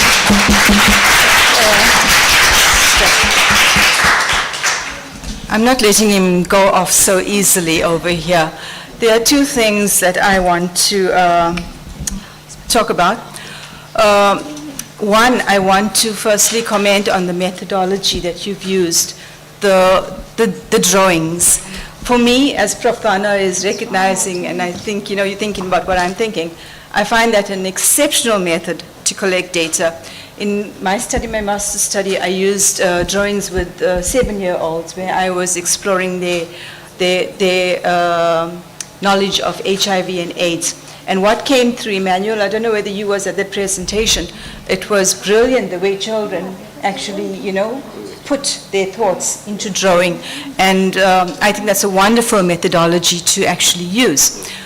The second question, or whatever you might call it, I'm just wondering, in this course of dating and paying money and where the girl goes into the room, do you at some point think it becomes a transactional relationship? I think that's something for us to think about. Well, someone might argue that all relationships are transactional. Okay. It's a give and take. But yeah, with regards to the methodology, actually, I use a lot of these methodologies. For my PhD, I use photo voice drawing, a lot of them, to examine sexual violence against young people in schools. And I always say that they give young people voice to say the unsayable. It gives them a voice to be able to assert themselves. Just a few weeks ago, one of my master's students came to me because she was struggling to get responses from her young participants in schools. And so I said, try drawing. And dear Lord, the drawings alone speak volumes. So they use that as a mouthpiece to say the things that they can't outwardly say, particularly around sensitive topics. And so you can use then that visual material to sort of probe further to get their insight. But it also creates a layer of distance, so they are able to speak in third person, even though they might be sharing their own experiences. But because they get to hide behind the visual, they can distance themselves and their experiences and speak in the third person instead of saying, this is what has happened to me. They can just say, this is what is happening in the drawing. This is something I've seen, something I've experienced, etc., etc. So I think they are one of the most powerful tools that we have available to us for engaging young people, particularly with in relation to difficult topics. Yeah. I think there was a hand up Yes, there. thank you. We just have, yes. With regards to the suggestion of maybe with boys paying money to get into the rooms, when you say transactional, in what sense? Because in my mind, when I think of a transactional relationship, I would assume something along the lines of lesser and lessee phenomenon, where the girl is getting some monetary value. In this case, it's just going into a room. You are giving away your body. What are you gaining as the girl? How is it transactional? How It's can like, it be? I know what you're talking about. There's no actual cash involved. Is that what you're thinking about? I'm thinking about it like, you say you've paid 100 rand for that room over there and I got to come over there. So it's like, for me, it's like transacting, I'm entering into I gave an something, obligation. you must give Yes, so give and take. I've given you this room and you got to give me that because it's an expectation. I've paid for it. That's also a possibility, but when we look at elements of Ismilo in the Zulu culture, this study is located in a very rural place, so I think girls would want to preserve their virginity. So I beg to differ on the issue of transactional, but it's a possibility as well. Doesn't that erase their sexualities? Are we then saying that rural girls are not sexual beings? No, who crave that's sex? a very broad assumption because like the study suggests, there is a form of agency amongst girls as well, regardless of their socio-economic backgrounds. But it's just something we need to consider from the side of where the study is located. So I'm not disputing its doc, with all due respect, but I really do think we should look at it in that kind of way, in terms of what is the girl gaining.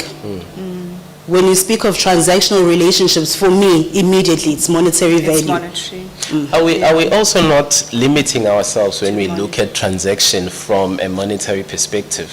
What about the emotional transaction that we often fail to acknowledge in this? I mean, I reviewed literature that says that they find some fun, joy, excitement in this relationship. Those are emotional aspects of the relationship, but we often tend to pay attention to the tangible, the physical, and then we then use a blanket approach to say these relationships are dangerous, they lead to this and that, but we often overlook the emotional aspect and the fulfillment that comes with engaging in such relationships. So I think we also have an opportunity to look at transaction from an emotional perspective, I think. Okay, we'll take one last question from Lucy and then we'll go. I think this is the limitation of use. Oh, sorry. This then becomes the limitation of theorizing and saying transactional relationships, and that's why we need to stick with materialisms, because they then highlight the many affects and relations that get lost when we're looking at it from a transactional relationship. So you're absolutely right. It's the theory and the lens that I think is problematic. I think now that I think about it, I should have used Prof. Banner's new feminist material to unpack this, because it locates it nicely from that context, Mel. Yeah. Thank you for that. Yeah, thank you. Okay, thank you so much, Dr. All right. Yeah, we are going to take a very short break. In fact, if you don't need the break, don't take it. It's just 5 minutes. It's not even 10. That is why I'm saying if you don't need it, don't take it. Yes, you can quickly go, get yourself some refreshments and bring it to your table. And we'll now move on into session 5. And I hand you over to Dr. Musa, who will chair session 5.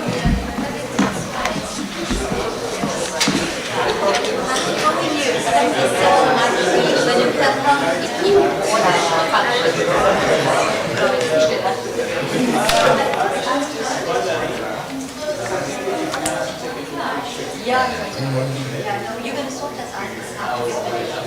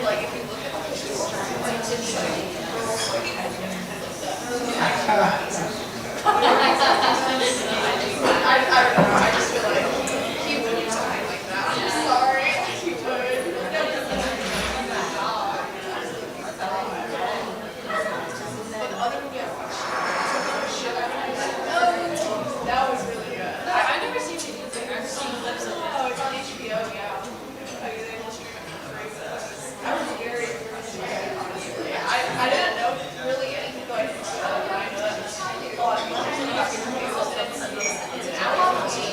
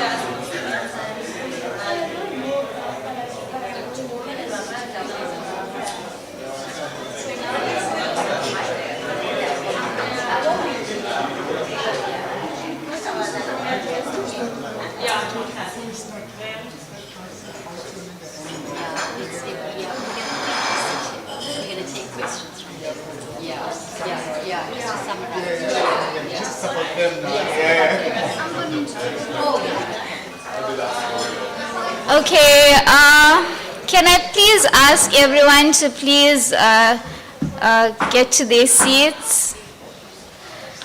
Okay, okay, so I introduced this final session with a short snippet from a review about the book Girls Negotiating Porn in South Africa, Power Play and Sexuality from Nicola Doring, who is a German professor of media psychology and media conception. While the majority of boys are intensively involved in online pornography, regularly use it for masturbation and sometimes brag about their porn knowledge to their peers, girls usually display a collective disinterest or even disgust. But that's not the whole truth.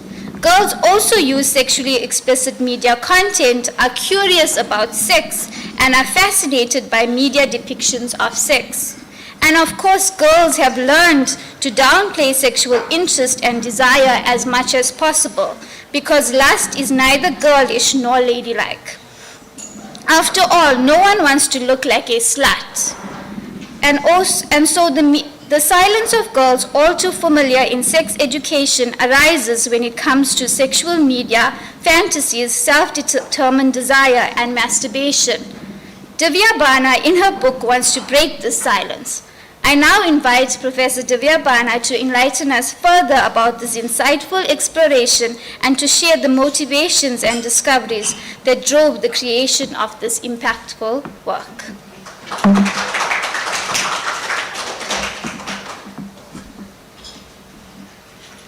So thank you so very much. And we do intend to finish at 4:30, so we're going to, coordinate the timing so that I do get a sort of reminder about the time.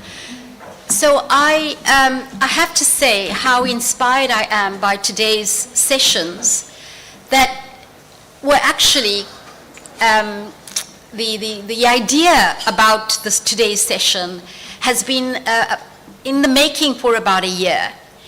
And that the reason that I thought of putting this together was really to see how the work on social media, the digital connections, which include issues around online porn, are shaping the direction of our research. And amazingly, we have put together a group of students and postdoctoral fellows, as well as academics, that just show what this has, what is now possible to think and do with work such as the ones that we are now discussing, specifically that I wish to engage further with in relation to porn. So in 2020, in the height of COVID lockdowns, I thought about focusing on the data that emerged from the study. And it took me about 3 months to put together the ideas that I was confronted with directly from the data, in which several themes emerged. Immediately thereafter, I then decided that I'm going to write a book proposal on this. And within the next few months, the book was accepted, and of course it was a completely different title. The title was Girls Play Porn. Power and Privilege, I can't remember the rest. The publishers stated that Girls Play Porn is highly sensationalized, but mainly that it doesn't fit into the distribution of the book. So, of course, the idea that girls play porn, which site might it gain more momentum, and which sites might it be ignored? Again, girls play porn immediately was the idea that pornographic sites would find such a title attractive. So I want to begin by illustrating how, even in my own work and even through the discussions today, how porn is a highly slippery concept. That it is very difficult to make mention of porn as something that has only to do with graphic, explicit sexual material. Indeed, that may be the case. But what I have argued in this book is that porn is far more of a slippery concept, and that for the girls that feature in this book, porn could be the billboard that you see outside the Woolworths advert for underwear, or porn could be the advertisement for Sexpo. So this concept of porn is really very slippery. And as you see, that you don't need to log into Pornhub to understand and to make sense of what porn is. But it is my view, and a view that is shared by almost all the participants today, that if we are to understand sexuality, gender, the digital age, technology, and of course including porn, we have to hear and listen to the perspectives of young children and young people themselves. This is not the school, but I'm giving an illustration of the school context that I worked in, or that we worked in.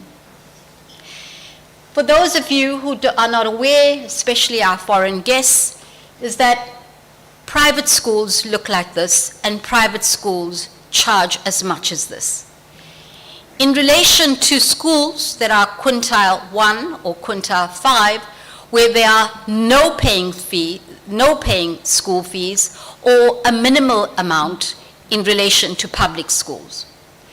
The schools that feature in this book come from privileged private school contexts with a mixed race group. These are the elite in South Africa, mixed race, and an emerging black bourgeois, combined with the existing white privilege. So the girls in the study were both black and white and Indian and colored, and were privileged and rich. Access to technology devices was ample, whether they were iPads, smartphones, desktop, laptops, Wi-Fi access. All of these issues around accessibility were not an issue.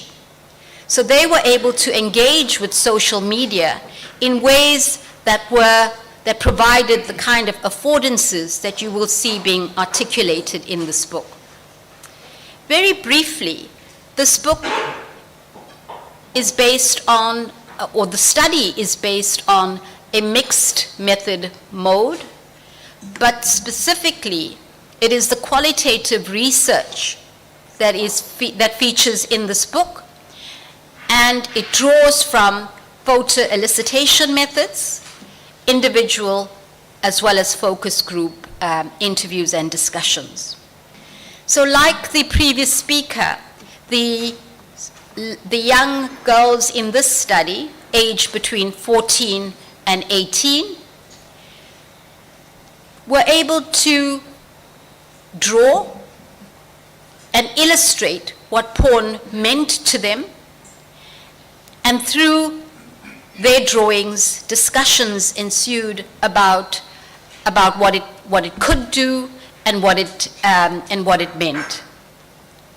These are just some of the illustrations of what sexually explicit materials might mean.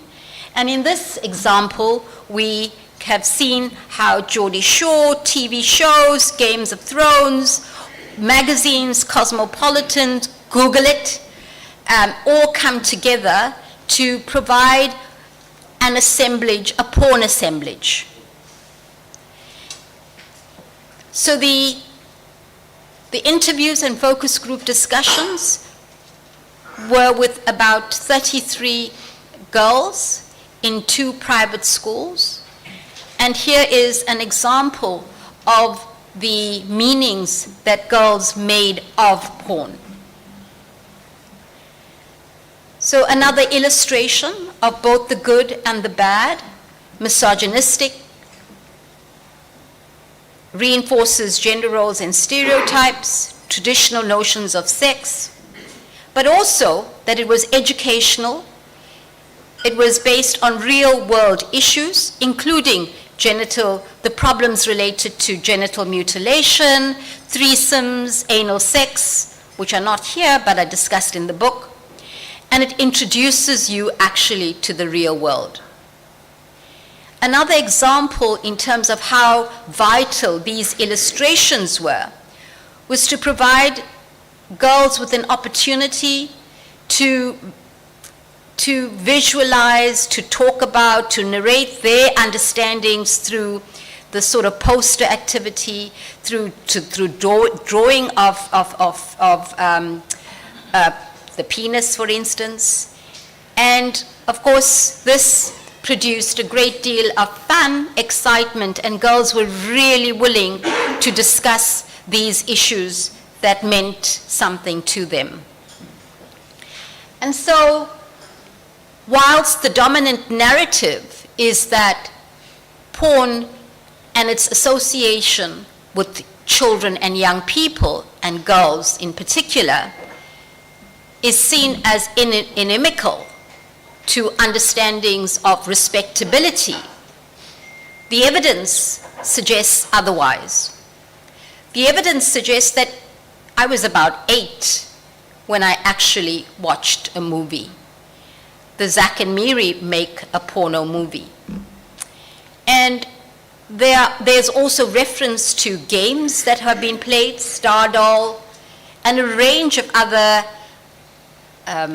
movies, games, GTA, for instance, that young people came across that together or assembled together to forge meanings of sexuality and porn.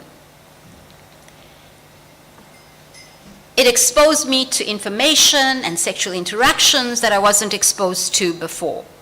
So whilst the dominant narrative in this country, and not only this country, but across the globe, is the prohibition of porn to minors, that these minors are suggesting that they have already been exposed to it, however it is conceptualized, porn that is, and that their realities create and make a mockery out of the dominant policy narratives, as well as adult wishes to silence, to deny, and of course to hide these issues and place it under the carpet.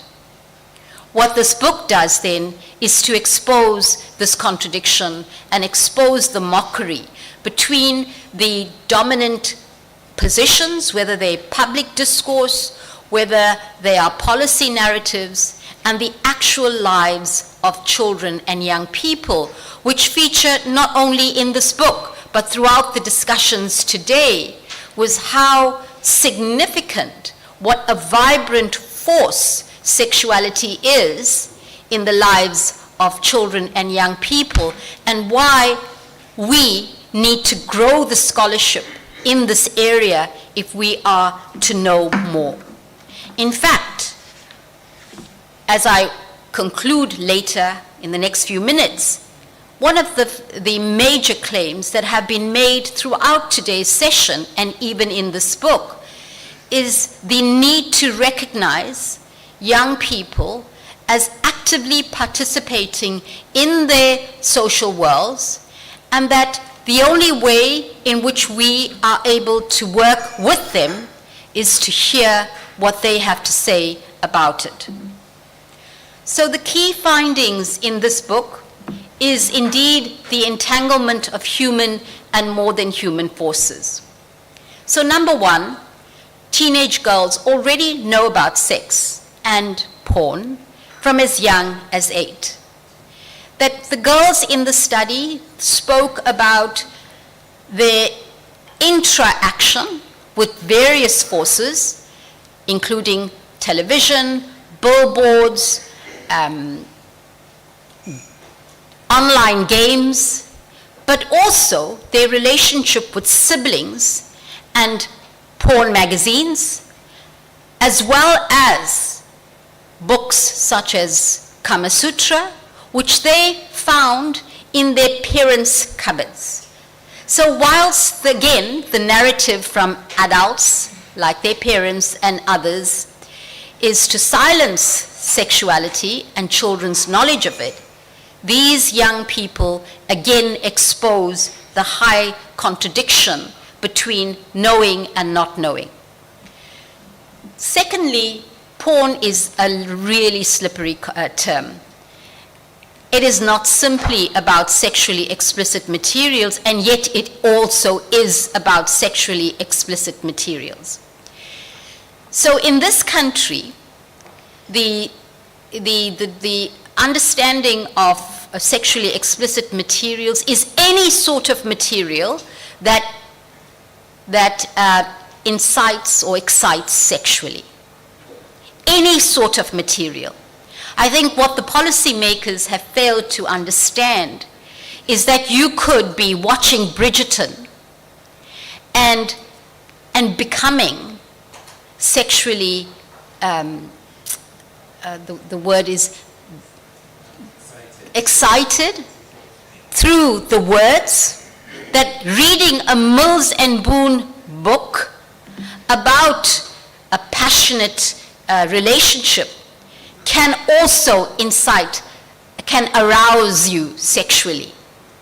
And so there are various dimensions of the entanglements between sexually explicit materials, affective forces, and the broader assemblage.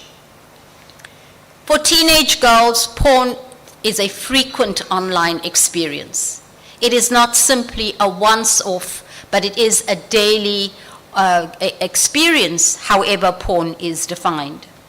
In this book, I have put together bodies, body parts, drawings, illustrations of sexual material can themselves be explicit material that arouses. Nude pictures, bikinis, magazines, Cosmopolitan, Hello magazine, Playboys, DSTV for those who are not from South Africa is our paying channels like the HBO, in which they have access to a wide range of movies.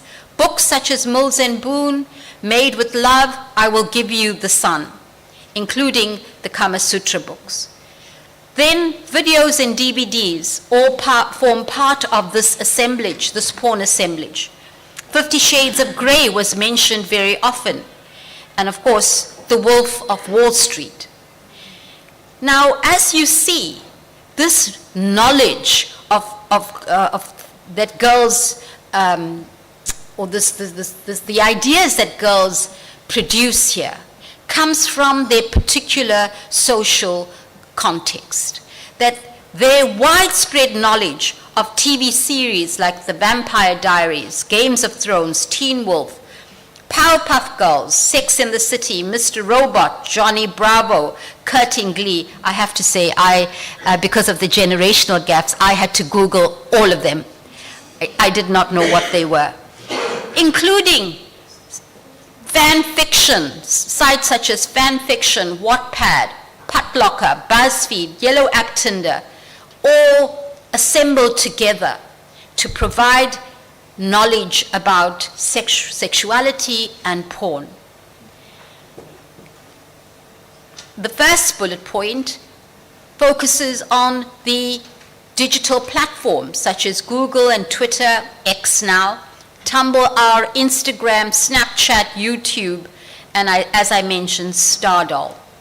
And the coming together of these digital technologies with smartphones and laptops and iPads elaborated and expanded their ability and the affordances in relation to their knowledge of porn.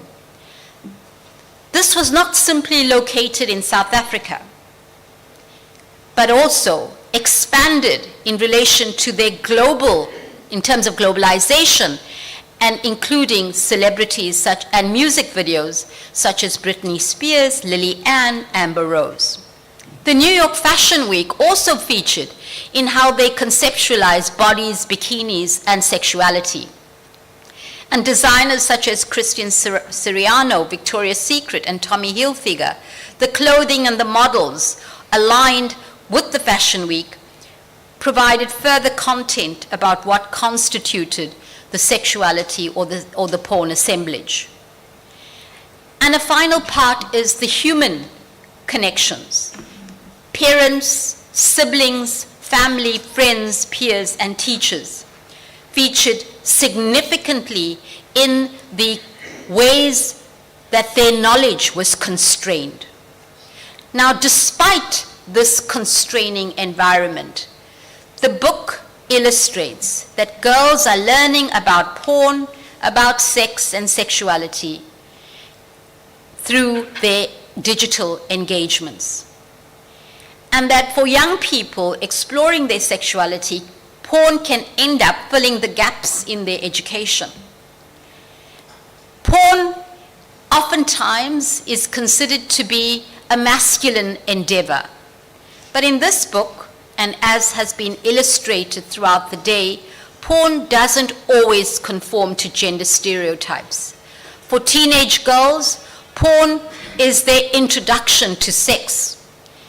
Ideas about first-time sex featured very prominently in this book, and something that I really never thought about. But first-time sex, these girls are between the ages of 14 and 18. Many of them are not sexually active. But the idea that eventually they will engage in sexual activities meant that they needed some sort of knowledge about what it meant, and porn provided that. Porn incites pleasures, their curiosity, and expands their ideas about sexuality. It incites heterosexual desires and eroticism. But it also expanded their sexuality and their sexual interests beyond heteronormativity. So one of the chapters in this book talks about queering sexuality and how the girls themselves were inspired by and subscribed to non-normative versions of sexuality. But they were also critical of sexual experiences which they thought of as abnormal, including threesomes and anal sex. The girls talked about and condemned gendered inequalities. They talked about porn and pleasure for men. So porn ignited their feminist orientations. They condemned porn as a masculine site of pleasure and the subordination of women in this pleasure principle. So girls, they stated, were themselves actively engaged in seeking and pursuing pleasure. And porn also incites girls' sense of justice. They condemned the beauty standards that were pervasive in online porn and the ways in which, as discussed earlier, straight hair, thin bodies, the whiteness of bodies, blue eyes, was depicted as normative in terms of racialized beauty standards. They condemned, and their sense of justice became apparent in how they made sense of porn.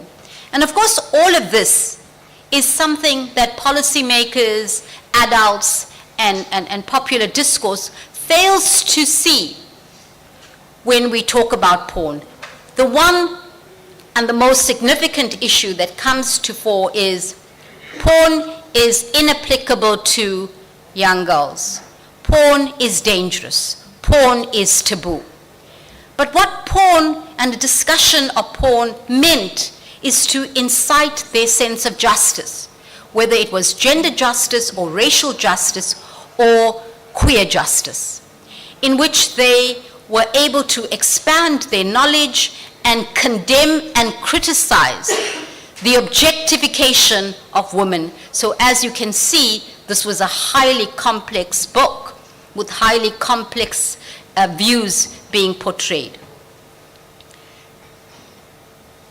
So while policymakers attempt to ban sexually explicit images as something exceptional and destructive, this book has shown how far detached such perceptions of porn are from girls' own realities. In fact, through these online sites, porn is an ordinary and everyday experience. It is everywhere, and it is even the air that they breathe. And my final point, I want to say, and I began this conversation or this discussion with the statement, if we want to know more to help young people, we need to listen to this generation who understand the internet better than we do. We need to be unafraid to speak to young people about porn, and we need to develop a vocabulary for it. And by that I mean that adults refuse to even use the word porn. They refuse to use the word sex. So how might we develop the vocabulary that can engage with young people in relation to what they already know? Thank you so very much.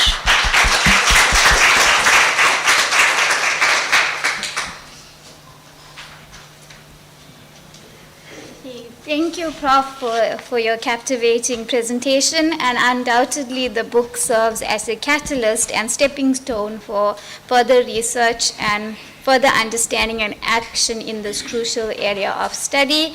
And on that note, and as we approach the end of this enlightening one-day conference, I am excited to direct our attention towards envisioning the future and charting the path for future research in this significant field. And I now invite Emmanuel Mayeza and Ndumiso Ngidi to join Prof. Bana to share their insights regarding the next steps and potential research directions in this vital field.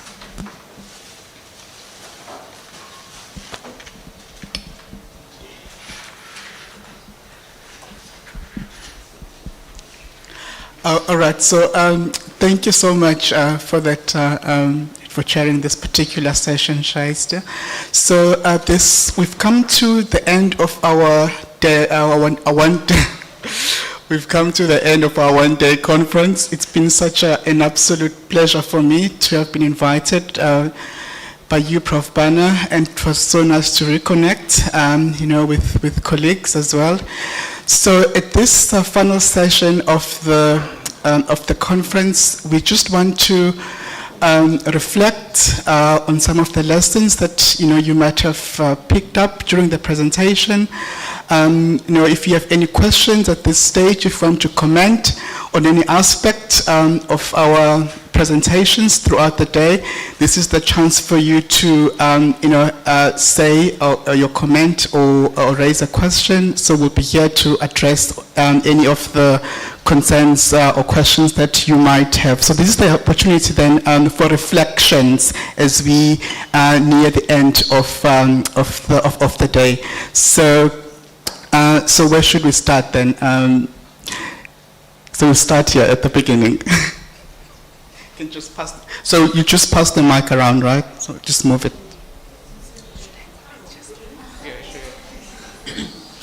Okay, thank you so much, Prof. Bana and everyone, for this particular conference.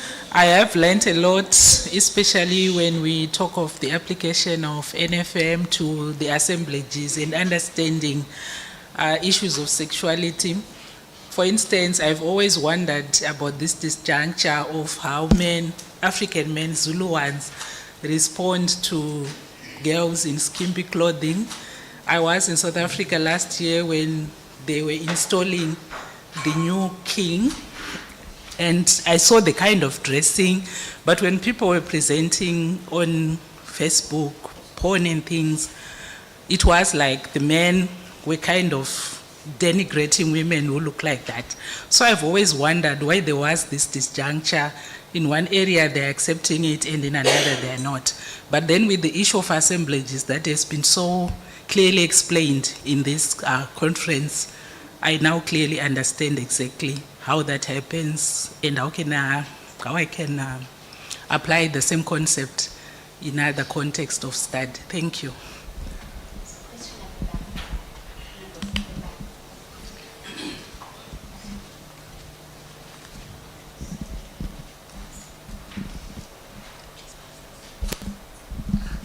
Thank you. This question is not directed to the three speakers, but to any of the speakers who presented today.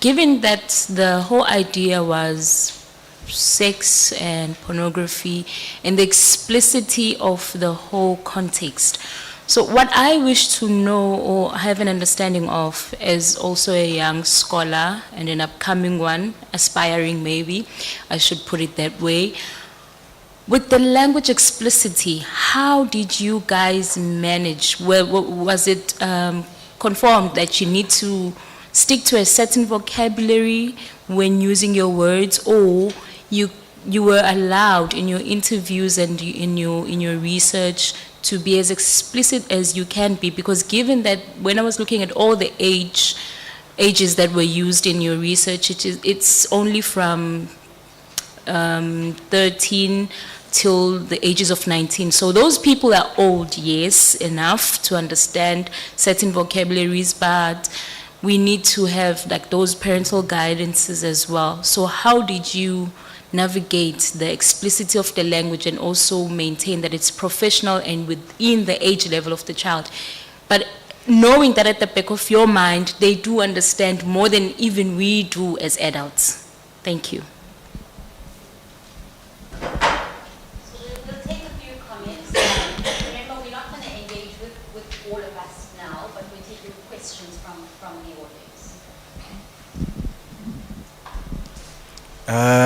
I think for me it's a reflection from Prof's talk. As you were concluding, one of my thoughts is, I think the issue you also indirectly raise by focusing on young people's sexualities and pornography is adults' own discomfort with their own sexualities. I think we are assuming that adults are comfortable and can speak and can articulate their own experiences.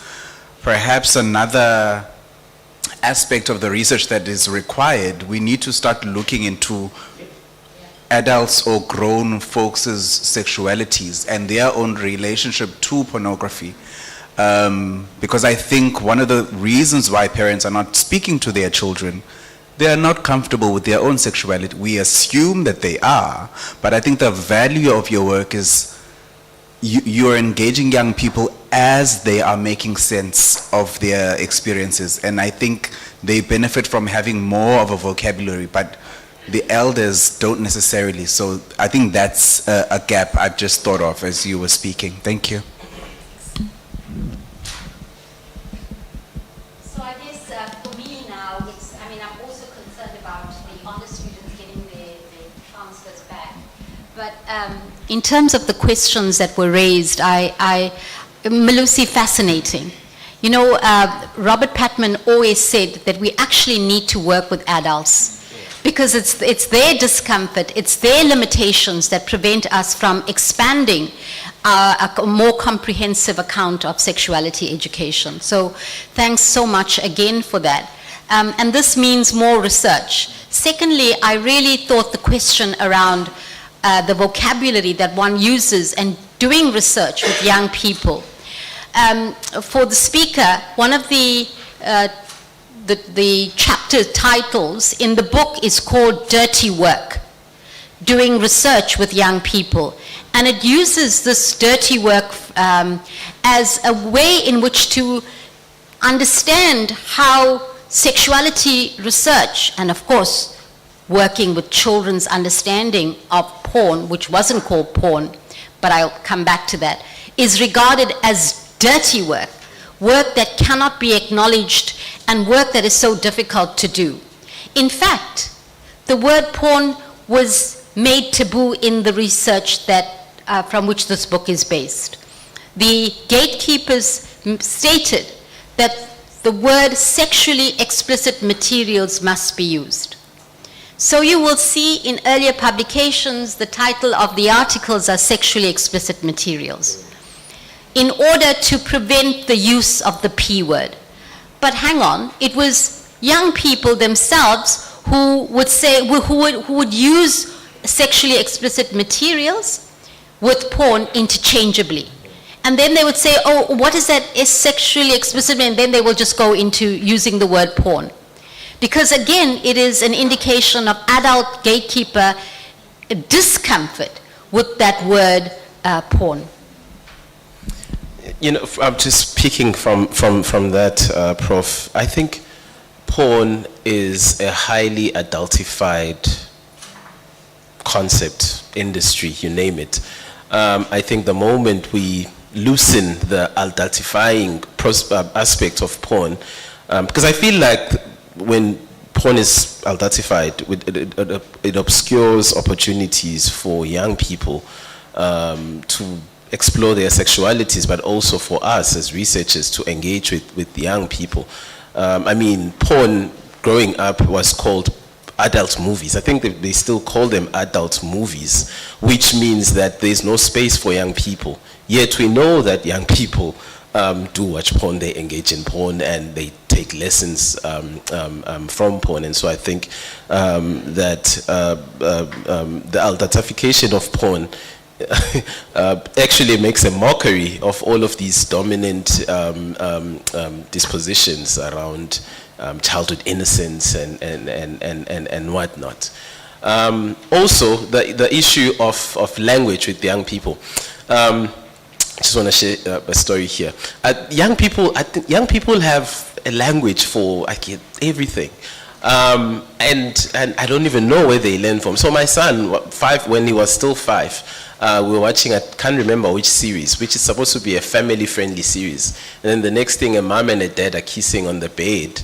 And my son turns to me and asks, and I say this verbatim, Baba, are they peppering? And his peppering means fucking in Sizulu. And, you know, I stayed calm. I panicked, but I stayed calm. Because definitely that language has never been used in my house. But young people do talk about these things. They do engage, and they have a language. It is us who become problematic, who act as gatekeepers, as Prof says. And the moment we fizzle out that gatekeeping, gives us opportunities to explore further. But I also just wanted to say that from these presentations today and a lot of the discourses around, it seems like porn is a heterosexual endeavor.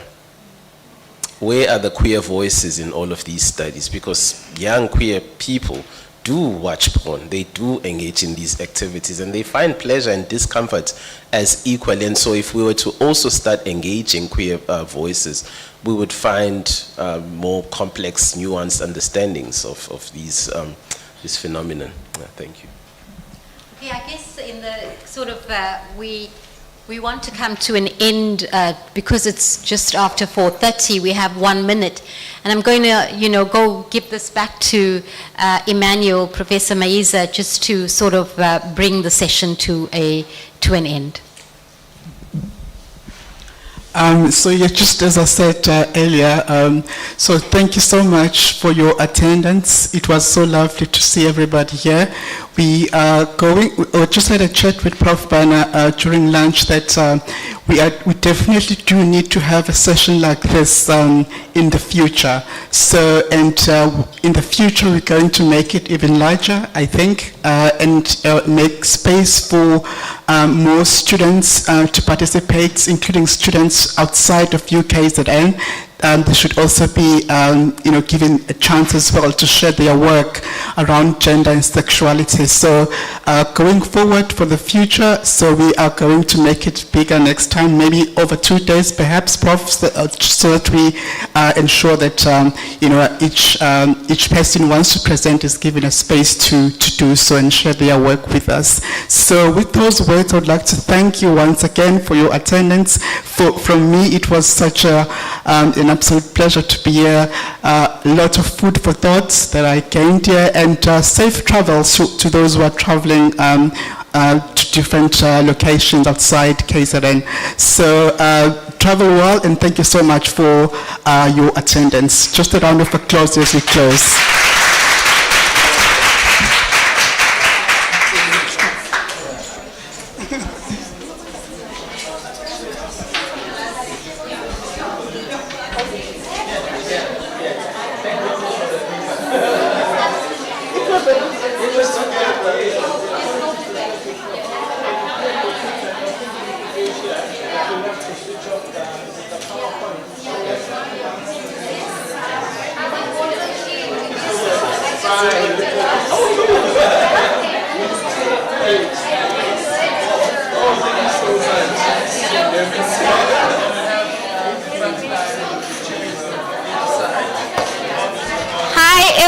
Just a quick, a quick picture. If everyone can please gather to the front so we can take a collective group